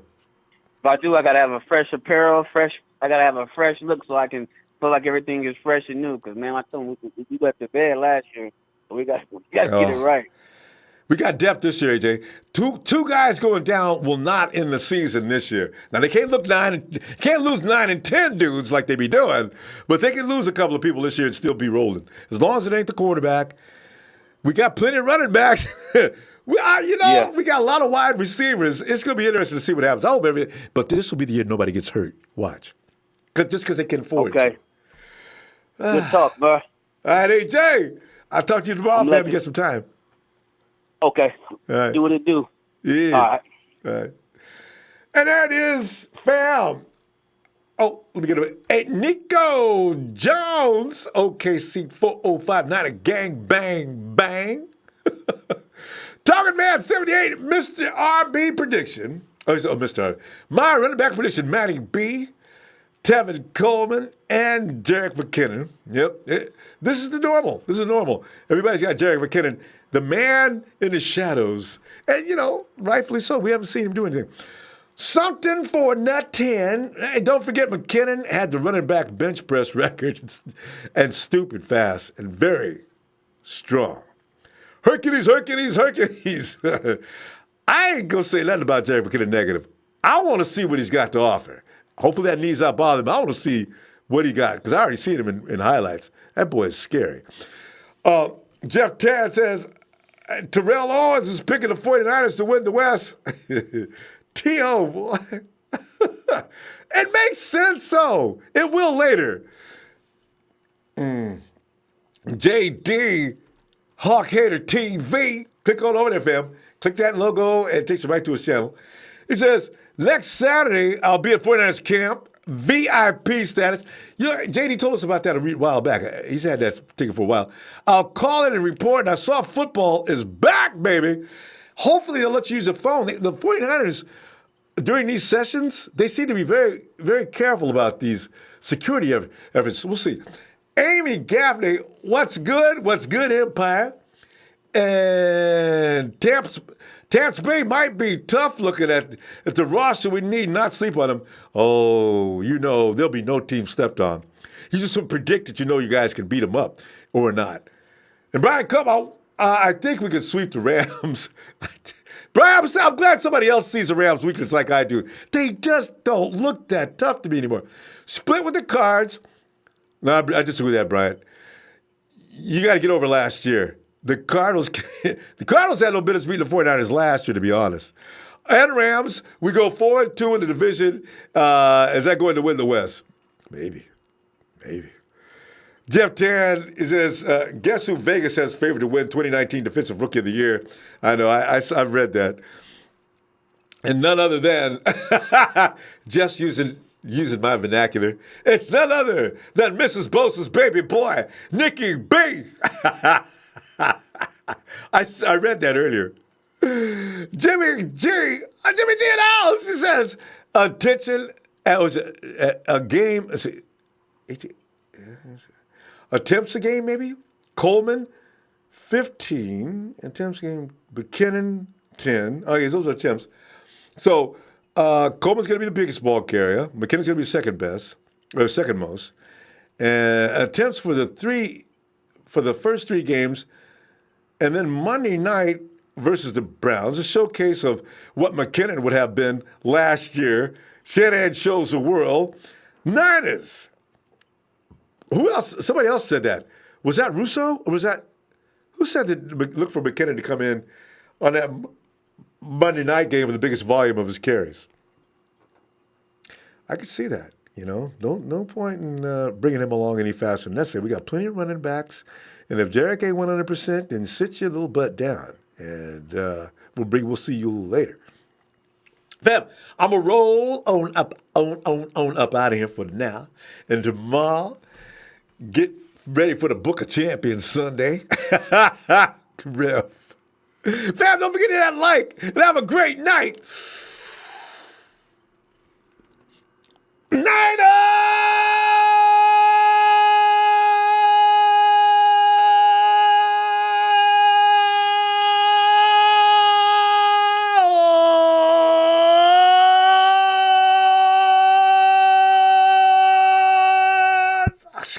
Elisa.